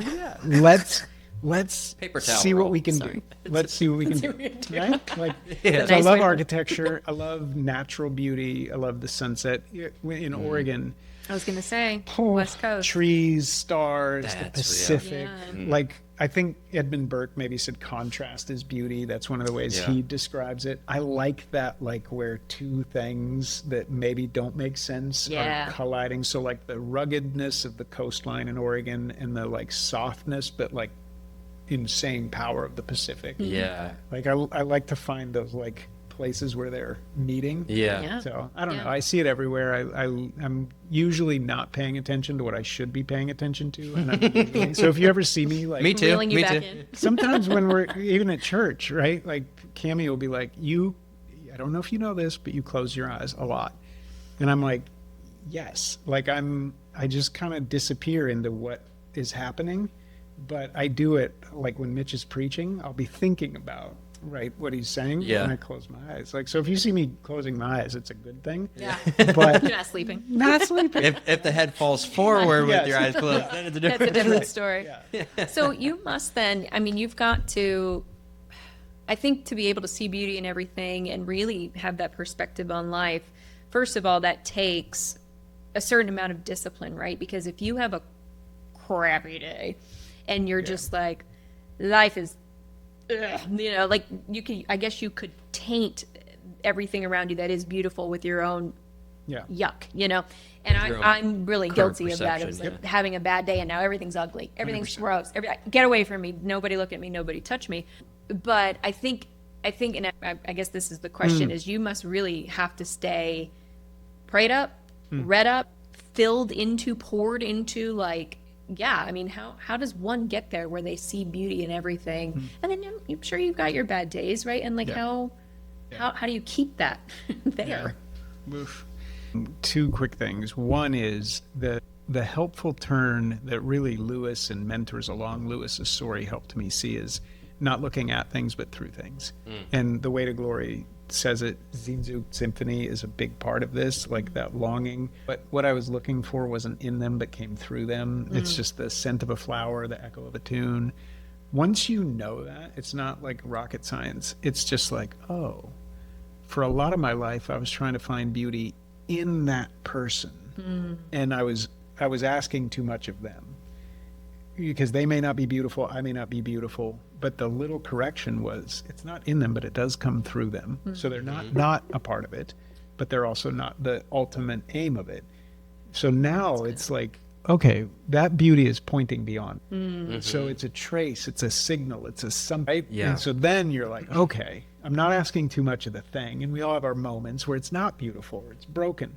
But even in that brokenness, it's inviting me to look through it, not necessarily at it. So that's a discipline of over time, just going, hey, remember, don't look at it, look through it. You got to be purposeful through that. Yeah. What's that orchid saying? Right? Yeah. If I ask too much of it, I'm uninterested. It's like, Right. it's just an orchid. I'm busy.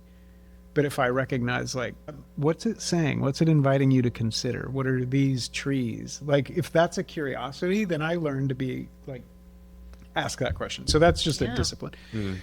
Vision up, vision in, vision out. Like, look to him. You have to work like that. We're made like to be turned toward the sun, right? Like the heliotrope flower, like it turns toward the sun. We're creatures who are made to turn towards him. Yeah. Only then can you like have that fullness to go, okay, I see this, but you have filled me in such a way, and I've seen you that it's changed me again today. And so that's a regular discipline, Again right? today. Yep. Yeah, again today. Yep. And when I wrote, I was like, vision up, vision in, vision out. And what vision out will do when I see the world like he sees it, it's not just good, it's broken, and it's got a future. And if I remember that, then God is pulling me into a place where that looking through him or looking through the thing, and it leads you right back to him. And then it's a circle. So you end up living life like that. So that's the discipline. Look up, right? If you're not seeing it, or if you find yourself in that cynical space, we all do, I do, then I know that it's a me thing first. I have to look back up, and I have to remember that I'm made to look like him. And that I may not feel like it, but that's actually, it's the call, right? Peter Kreeft says, we rise to love. So Yes. Yeah. anyway, there's that. And then I would say on my bad days, which I have a lot of those in those frustrating times, I think I'm getting better at recognizing when I'm really tired. Because when I'm tired, that's when I get to the point where my vision goes down. Yeah. And I just get burdened, and I'm like, oh, the architecture in Florida. You know, and I'm exhausted. And I'm like, I don't know, God, if I can do the flatland. right? Like, one more day? Like, really? You're a one-dimensional piece of paper, you know, compared to the rest of the world. Yeah. So I think I get exhausted. So I think pay attention to the thing that is your thing. My thing is exhaustion. And when I'm exhausted, I need to, it takes extra discipline to go look up first, right? Yeah. Because like anybody, I start seeing what I normally in my natural would see. Yeah.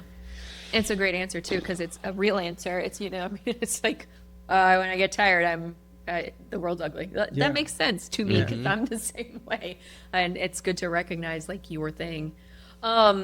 This is the question I was going to ask you about beauty. So one thing that I think I've learned just in the book that we started reading for the Beauty of the Church, and then because that book for me really spurred me on to trying to look for beauty in things, because I just didn't before. Like, I don't consider myself an artist either. If you can believe that, I just don't.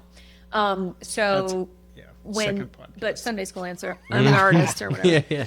So that's a different episode. But like, I want to grab the wheel, like drunk uncle. Like, this is not your show anymore. Like, let's have a therapy. We're only inviting people on to therapize us. Thank you so much. Oh, man. No, but like, I don't find myself like being able to create very well, and if I do, I get annoyed with it or bored of it too fast, and I'll just set it aside. But anyways, I through that book really started trying to look for beauty and find beauty in things that I wouldn't normally, and also like start projects that are creative. And they might suck, but at least I started it and I tried to like be creative or whatever. So done some of that. But how would you advise men in the church? Because I think when we think of looking for beauty, right, it doesn't feel very masculine to say, oh, well, I found beauty in this thing today, right? Like, I think culture has taught us that if men are looking for beauty, there's going to be a woman on the other side of that, right? Or something to that thing. But, you know, because when you said, man, you find beauty in like how a bouquet is put together, or like when you were the posy peddler and like you just flowers for you, like it's just something you find beauty in and you're inspired by.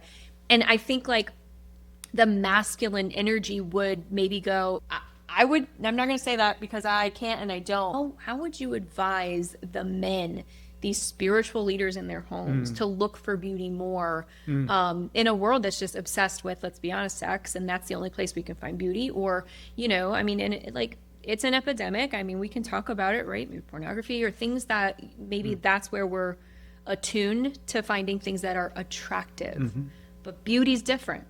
Right. And so how do we advise men to look for beauty? And and the only thing that the thing that made me ask that question was thinking about you, a man, saying, I find beauty in all these things and like flowers and bouquets and things. And I'm thinking, you know, I don't know if a lot of men would actually admit that, or if a lot of men would find beauty in those things because maybe it doesn't feel like something that they would look at and go, I'm not going to say that I find beauty in flowers. Like, it's just not happening. I don't know. Yeah. You know? Yeah.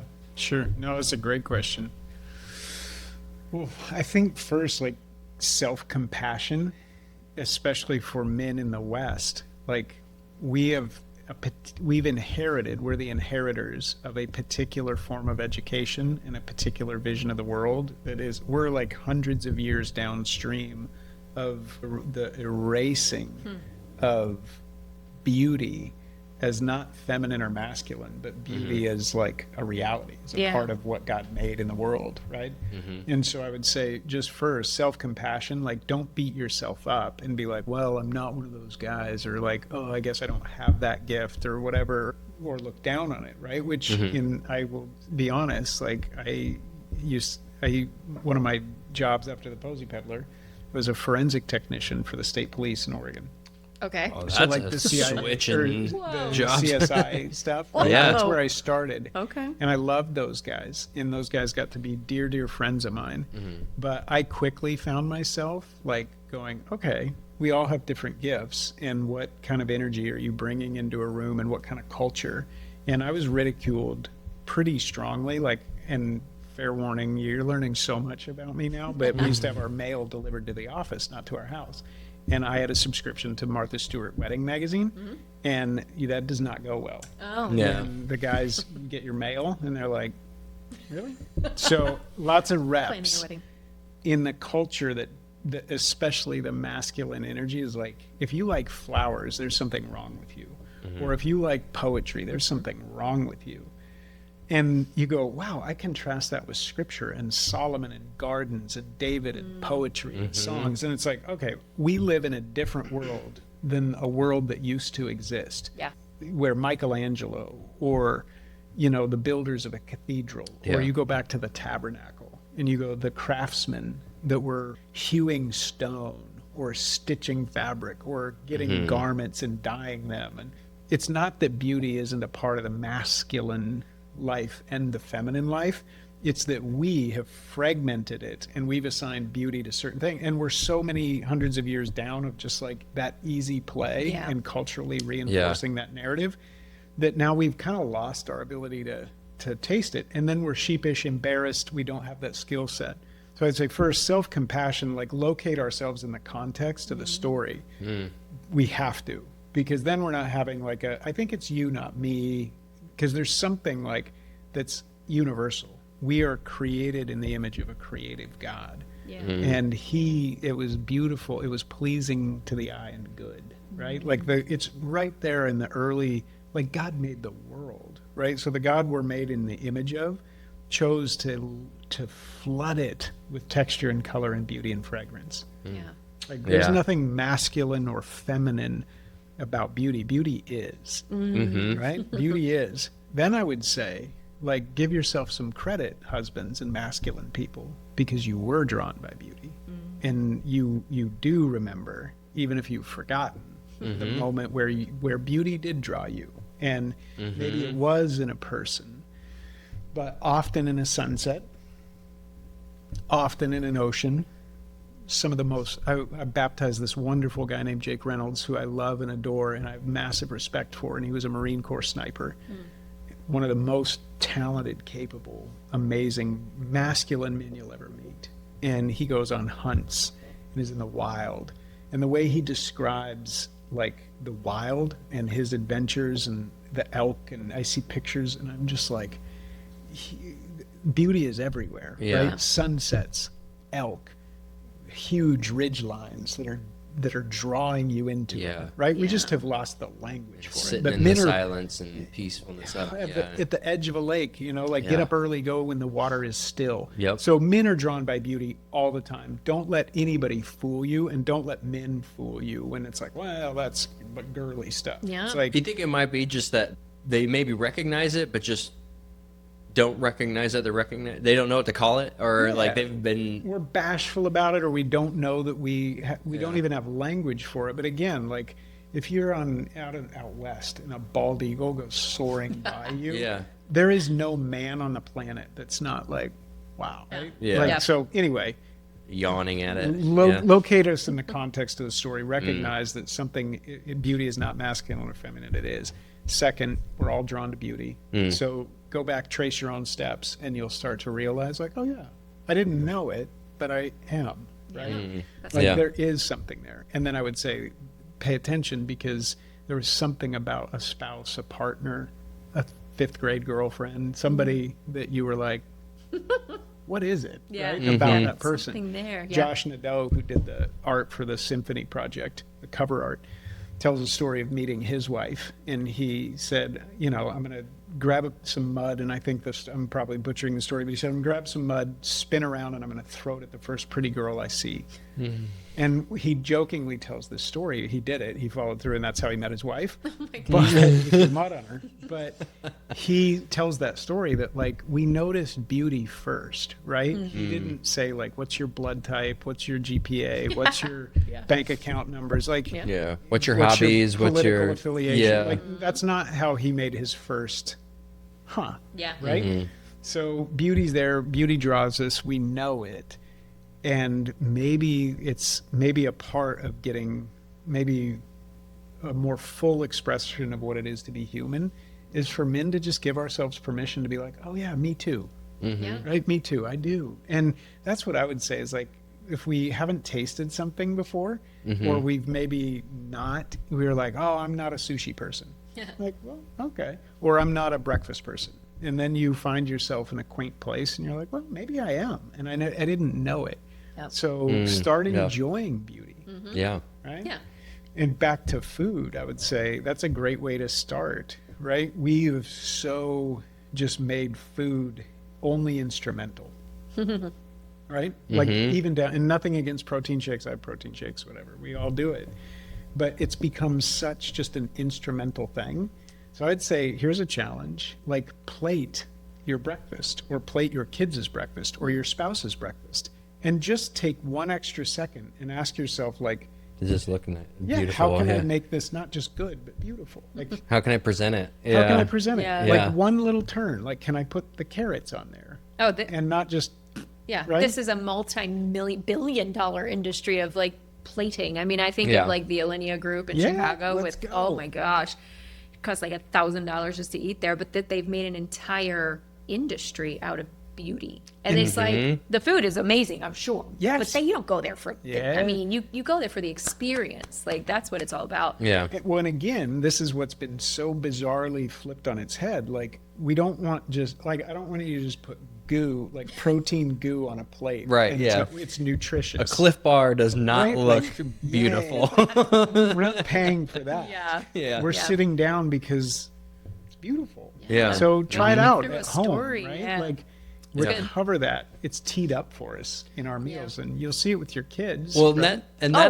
that's kind of convicting because so whenever like Emily, our daughter, will ask for a dessert, like, and then ask me to get her a dessert, like I will do that. I will present this He dessert. plates it, yeah. I'll plate it. I'll take one of those like Nestle's like chocolate covered ice cream cones that you buy and they're individually wrapped. Take one of those and kind of break it apart or something. Then I'll like whipped cream sprinkles on it, drizzles chocolate syrup or something, and I'll just make it. I'll make the same thing that she's bored with having, but just make it something different. And she loves Yeah. it. Yes. And so, and like at first, I just thought, okay, this is just a good parenting hack. But that, like what you're saying is so true because even something like that, with just something as simple as food, just taking the extra time to take something boring and then turn it into like putting effort into turning it, put some beauty into it or something like that.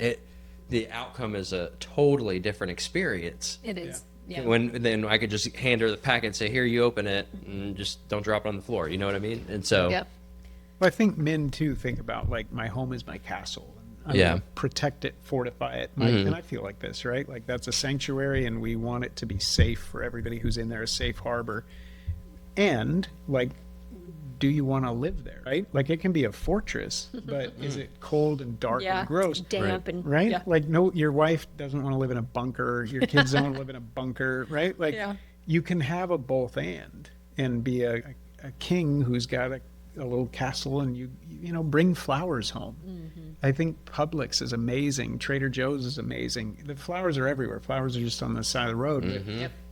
watch what happens even if you stop. Florida's great for flowers, and you just pick Yeah. some flowers and you come home and you put them in a glass that you already have.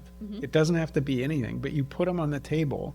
It's meaningful, Yes. right? And Lewis, again, imagination is the organ of meaning. Reason is the organ of truth. So is it Yeah. meaningful? Like, what is your daughter experiencing when she's eating dessert? It's Yeah. not just sugar and fun and dopamine. That delight that she had, that little twist And of that delight. daddy did it for her. Yeah. Too. Done big with one. love, done Yeah. with creativity, enchanting something. That's what it is to be human. Yep. And so Yeah. let's do some human stuff and Yeah. lead with beauty. And I think what guys will understand or start to come to understand is I have more capacity for it than I thought I did. So Yeah. give Yeah. yourself Yeah. credit, have some self-compassion. And then let's reclaim that ground that beauty belongs to the feminine or beauty belongs to like Valentine's Day. Like, no, what home do I want to live in? Bring flowers to that home. yeah, Like, yeah, what do you want it to smell like? Use your senses. Like, Yeah. that's what it is to be human. And second, third, fourth podcast, like, if we're not intentional about that, we have to recognize that we are being flattened and compressed and taken out of those sensory experiences by our digital media so much. Yeah. Yes. Right? We spend Yeah. all our day on a screen, working on the phone, all these things that are non-sensory. It's like, man, we have got to work those muscles. Yeah. And It's- use your senses, or you'll lose those Yeah. senses. It's almost like a faux sensory, and it's like you want ice cream, but then you go get this like crap that's made with avocado oil and Splenda, and you're like, this is not the no. real deal, Yeah. and it's not actually even creating the same physical reaction in your body where the glucose and like all the things that sugar would, like that thing, it's like there's a different thing happening in your body because it's not actually doing what you wanted it to do. That's and I right. think that's the same with social media, is like it is sensory overload sometimes, but it's not the same as walking outside and putting your feet in some stinking grass. Yeah. Like it's not the same. Absolutely. It's And that's not. to your point about pornography too. We've flattened something that is beautiful, is wondrous, it's magnificent. Like the human body, sexual union, all that is charged with grandeur, to use a Hopkins poem. That, yes. And we've just been like, oh, we don't know how to talk about it, so we're Yeah. not going to talk about it. And then we're going to flatten it and make it Don't ask, don't tell. a transactional Yeah. thing, Correct. in a one-dimensional and it's not, we're not being human. Yeah. Correct. So, Yeah. Yep. I think final thing I say to guys too, if you'll permit me, is just like, let's not be boastful and proud about dumb things.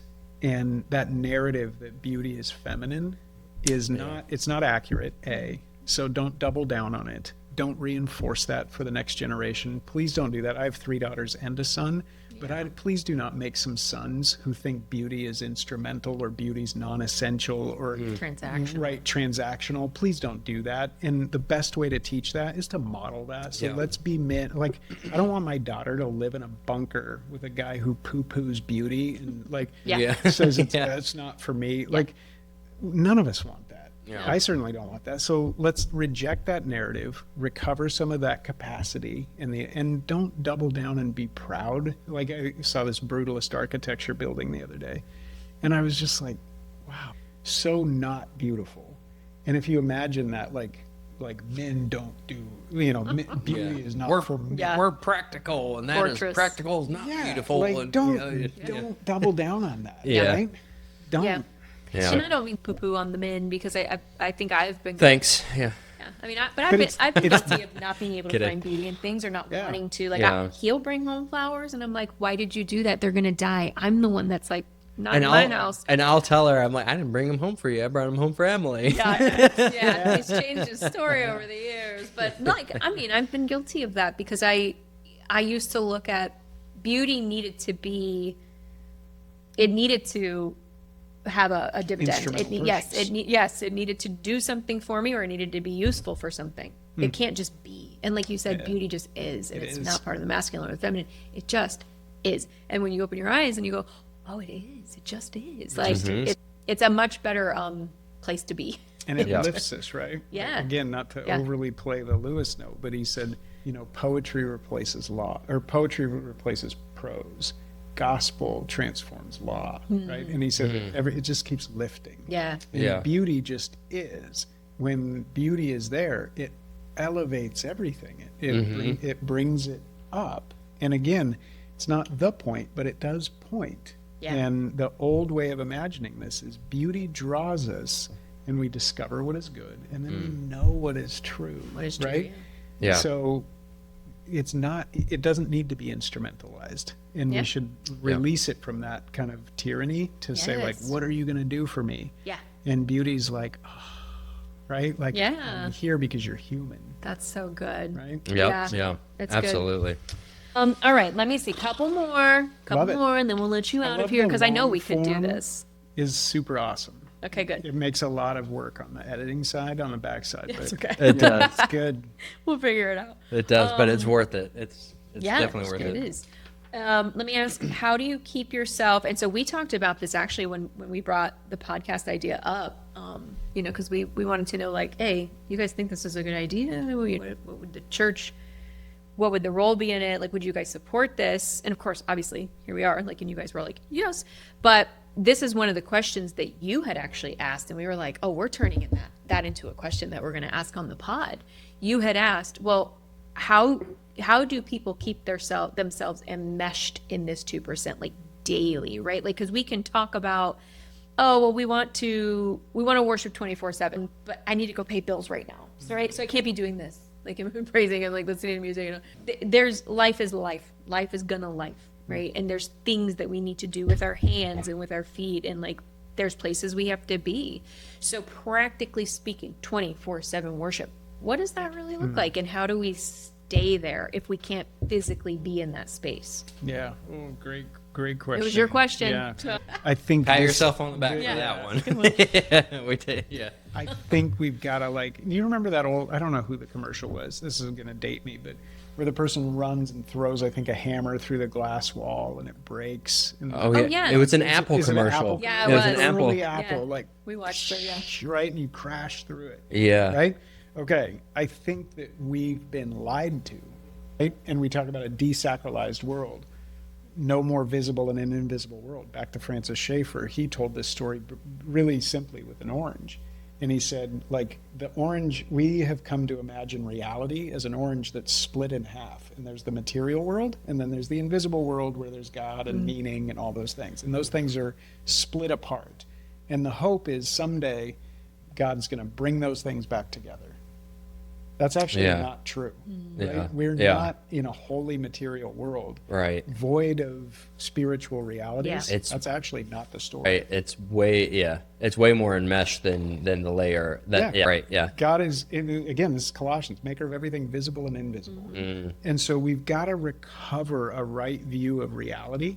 That's where it starts, right? So to be prudent, you have to recognize reality. So Right. what is real? The reality is that God is outside of time and space, and he's created everything, right? And so whatever you do, whatever you eat, whatever you drink, whatever you do, we are doing that unto the glory of God. We are, like, there's no Christian or non-Christian shoemaker, to use, Martin Luther or some of these people that really made a recovery to say, like, my work is my worship. And in fact, in scripture, like, to make, God put them in the garden to work it. That word avodah, work and worship, it's the same word, right? And so we've fragmented that. And we're so, like, we're again, hundreds of years down this fragmentation. So we see Monday, Tuesday, Wednesday, Thursday, Friday, Saturday, and then there's this one little space of Sunday, right? And so 6 days I work, and then one day is this day that is a holy day. Yeah. And we've taken that to mean that this is all reality. And then there's this little tiny rest stop where we think about a reality that's bigger than just that reality. That's actually not the story. And I think that's why a lot of us are so starved for meaning and purpose in our work. And we're just exhausted. It's what people would say is acedia or sloth, malaise. That's just like, yeah, if we're in a world void of meaning and purpose, if that's really it, and we're just spinning on a material rock hoping that someday God comes and rescues us and takes us into something better, that's not the Christian story. Yes. And God entered into it. And the incarnation is this incredible, like, God entering this world saying, I am doing a new thing. Adam and Eve weren't a mistake, but there's a new Adam and there's a new creation coming, and it's already and not yet, right? Yeah. So I think first we have to smash through that glass wall and just be like, hey, bad theology, bad philosophy, bad academic, hardened materialist, humanist narrative, that's actually a lie. So we've been lied to. This is where I start in the book, like coming up out of Plato's cave. Yeah. We have to come up out of that flattened fiction and realize when you take a bite of that ice cream that you plated, that sense of delight, I say this in the book, like, flourishing is relational. God is with us, right? And we're in relationship with God right here, right now. That's not for some future moment. Like, that is now. Yeah. And so when I'm laying Present. my children down and I see the wonder of who that being and that creature is, I can immediately be like, you made this person. You gave me the gift of being that.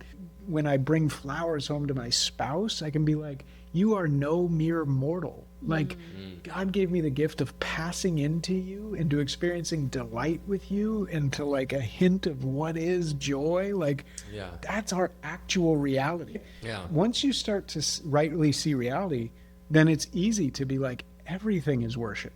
Everything is prayer, because I'm in relationship constantly with God. So I'm not fragmenting my life anymore.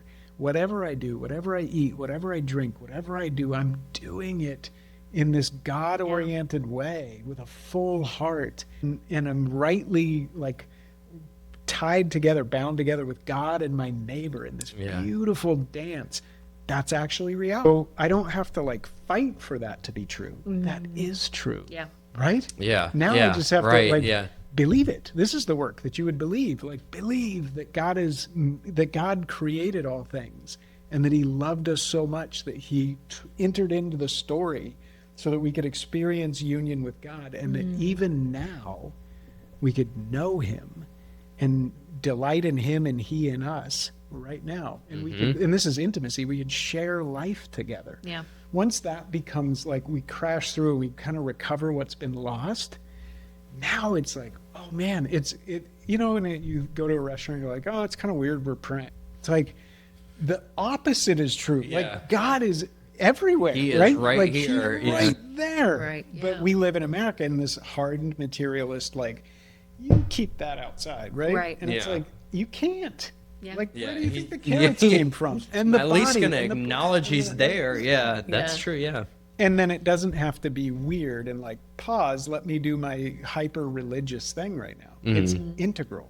Yeah. It's not Yep. integrated into my life. It's integral. It is. Yeah. It just is, right? Yeah. Like, you are worshiping creatures. We are. I am. Yeah. We are all the time. That Yeah. doesn't stop, and it's not relegated to one day. Yep. Yep. Right? And I think that in and of itself is a total paradigm shift, because you're correct. Like, where we live, this moment, our culture, America, like, it's really hard to not try and parse out all that. Well, this is my work life. Yeah, it's a Life. siloed This is my effect of church. life for the, Yeah. the current culture. Yeah. It's Yeah. really hard to not parse those out. But I think you're right. I think when you look at life, because I mean, this is where heaven and earth meet, right? And this is at the end. This is gonna be. It's all gonna be in one place, It's right? a new creation. So you know, the fact that we're all, like we keep saying, we're in the already but not yet. This is life. Life is worship. Worship is life.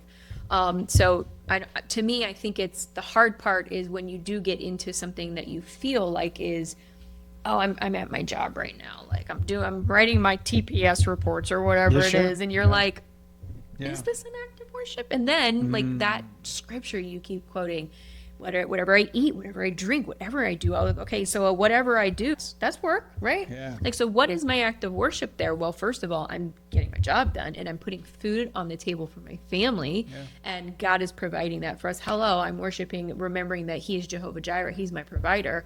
Bam, we've already worshiped, right?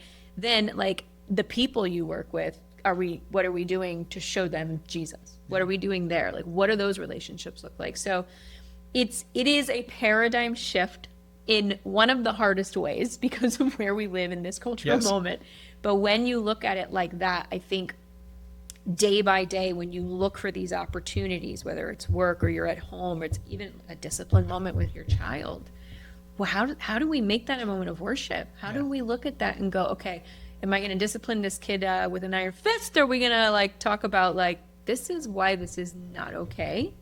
This is what scripture would say about this, you know, like, how do you make that a moment of worship? And it's like thinking through that until it becomes a rhythm Yes. and a Yes. lifestyle, in which we talked about with Mallory and Kevin, is this lifestyle, this rhythm that we get into.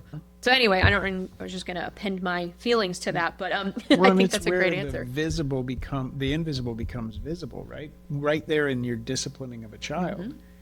Remember, like, all of heaven, everything is like visible to God. Like, whether you're typing or you're disciplining or whatever, it's like, what's the nature of this creature? Like, does this creature make the love of God visible?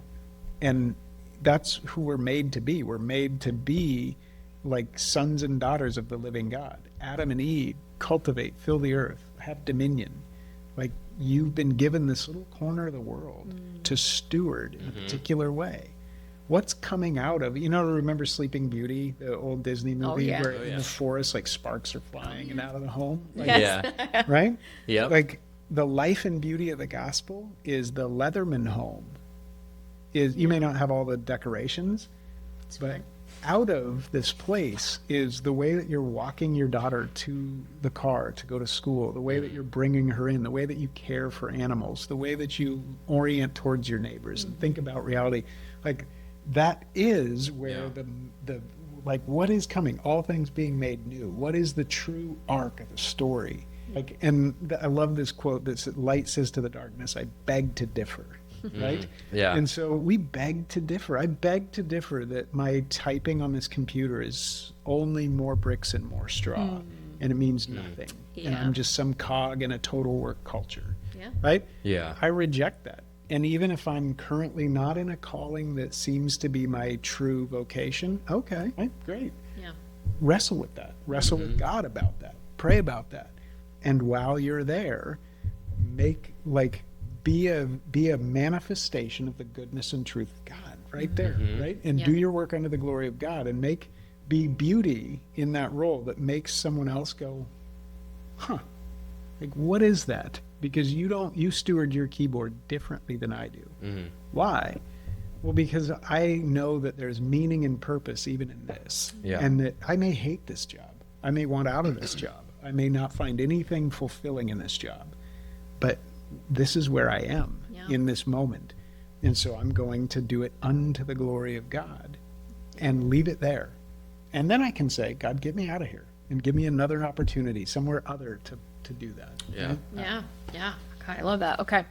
What are some of we've touched on a few, but, and I think, I'm not trying to feed you an answer, but I think with your experience and with your background as a shepherd, as a teacher, as someone who has that mentality, what are some of the lesser loves? What are these pitfalls that, can keep us staying enmeshed in this lifestyle of worship? And I don't mean sins, big things, small things, whatever. I just mean like the things that are still good, maybe, still worthy of love, worthy of our time, of our attention. But once it takes away from that worship lifestyle, like, what are some of those things that we can avoid? And maybe some are just way so obvious, but I think the first thing I would say, again, back to the weight of glory, is Lewis said this so beautifully when he said, we're far too easily pleased.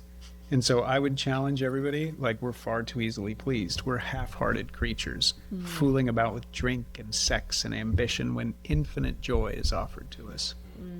And I would just say, like, that's convicting to me. That like, alone, the lesser loves are like, I'm too easily pleased, right? Yeah. The other night with the Tyson fight and all that, like, glitching, and people are just like, just get it back, right? Like, get this.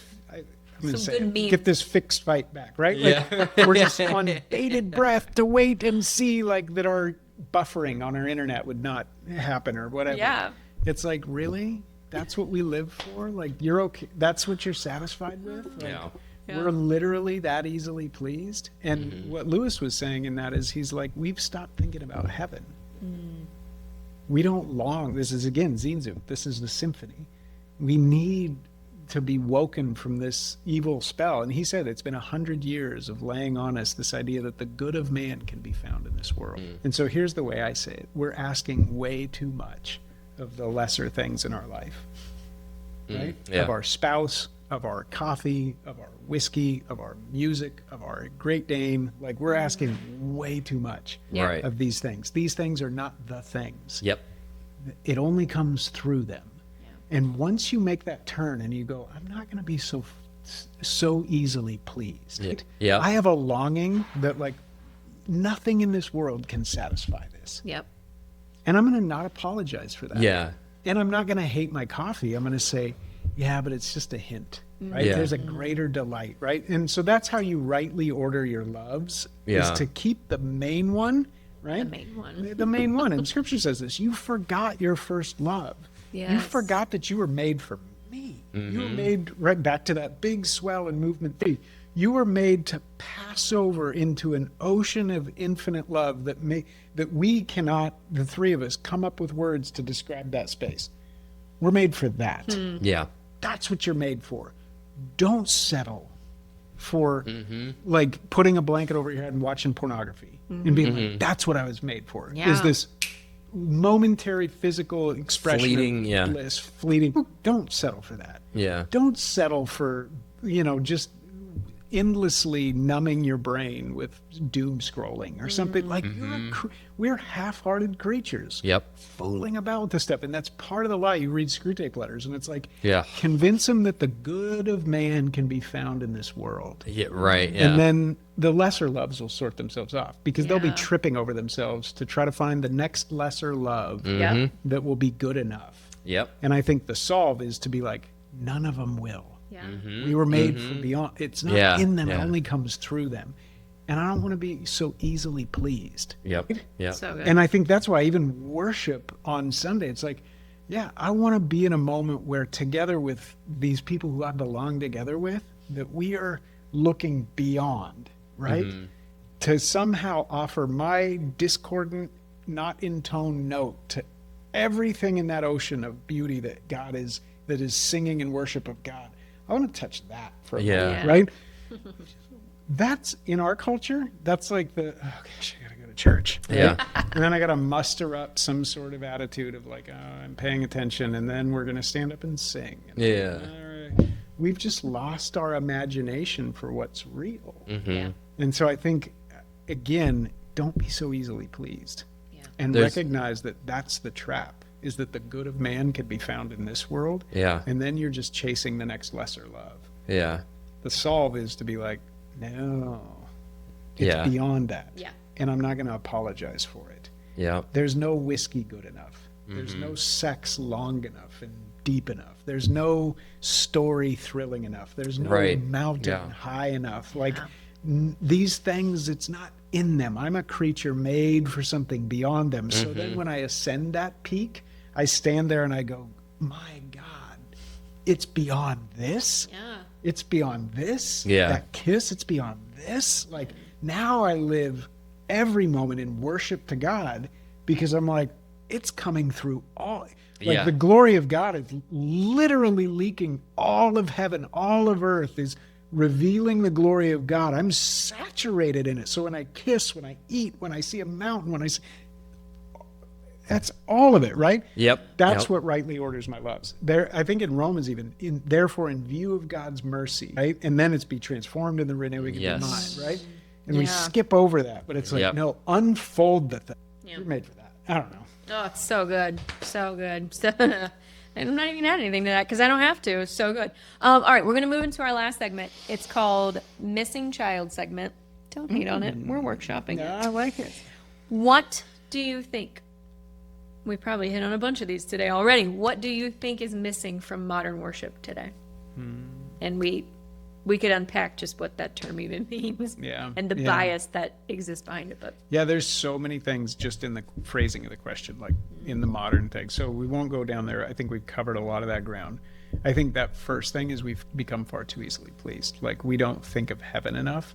And again, when we think of heaven, we're like, I think I don't think of heaven because I don't know how to think of heaven. Yeah. Right? It's maybe a place, maybe angels with diapers, or I don't know. And so I just don't know. So Heard I'm something kinda about like, gold on the streets. Yeah. come on. Yeah. Crown? Yeah. Whatever. So wondrous union with the infinite. Yeah. Joyful communion, no more conflict, right? You say all the great conflict, man versus himself, man versus others, man versus nature. Imagine all of those at total peace, shalom. I can't. Yeah. Right? Yeah. Now we're thinking of it. So it starts with God, right? First, it's not a place, it's a person, union with God. Then it's the unfolding of total peace in every direction, Yeah. right? And then it's embodied, purposeful participation. So now, Yeah. now I'm making, now I'm tending, now I'm building cathedrals. That's heaven. Union with God, total joyful communion in this total perfect peace, and then purposeful participation in an embodied level. that's what I'm made for. That's in the orientation for Redeemer, pointed east. Yep. Sailing to the sunset. I'm made for the horizon. I'm made for the dawn of a new day, right? The resurrection day. Yep. That's where I'm headed. And that's why people who say such things show that they're longing for a better country. That's from Hebrews. Like, people don't talk like that. The only people who talk like that know that they're made for that, right? So I think we have to recover that so that there's a longing again to worship God, right? So we need a right view of God. I think that, like, we've made him too small in it. He's just not, he's...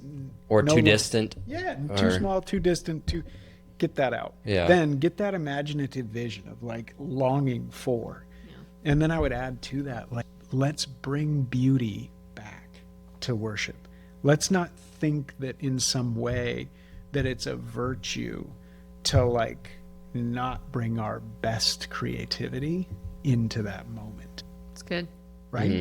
Like, yeah. what if this young woman who's unlocking her voice is with your voice? Like, when you sing and lead worship, I've told you this before, like, thank you, because I can't make that sound, but I can be in a place where that sound is being made, you know, and you can join in and agree with it. And because somebody scratched that itch that you know, and it's, yeah, absolutely. So let's not think so small, right? Like, let's bring those gifts of beauty back into worship. So, but you can't start with that. You got to start with a right view of God. Let God be not safe, but good, big. Yes. Get that. Get our vision back up. See the cosmological significance of Christ at the center. He's not smaller. He's like, get that back. Then, like, long for heaven. Long for that everlasting song. And then you realize when we get to touch that together, that's amazing, right? Like, when we get to join in that together, that's like joyful. With all the heavenly hosts. Yeah. And then let's figure out how to make it beautiful again. Like the highest beauty. Why wouldn't we do that, right? Yeah, exactly. Right? Yeah. I don't know. Good. I love it. So here's the deal. I'm so thankful that you made time to do this. I'm really glad we could even just sit and talk. You know, we know each other and we do life together, and you're an elder at the church and all this, and right, so we know you guys, but I think, like, getting just such a, like, we talked about it, like, doing life side by side. This is doing life. This is hearing our stories, hearing, what you have to say, and hearing what we have to say. This is actually doing life. But I think kind of knowing a little bit more too about, your background, and then where you currently are in this project that you're working on with the Symphony. I think it helps you guys understand how to better pray for Zach and his family. And just, we do want to surround you, though. We want to surround you guys with support and prayer, just all the things that you're involved in, because, like, honestly, I don't think this is it, right? There's so much more, like, that God's doing through, you guys and your family, and V3, as a ministry. And I mean, Jerome is involved with you guys. Petey is one of y'all's, musicians. Like, so if it wasn't for Zach and V3, Petey would not be here. Yeah, like, Peterson's amazing. It's a huge team. It's a great team, and, like, just lots of people involved. So, I mean, even just surrounding you guys with prayer, all of you, the whole team.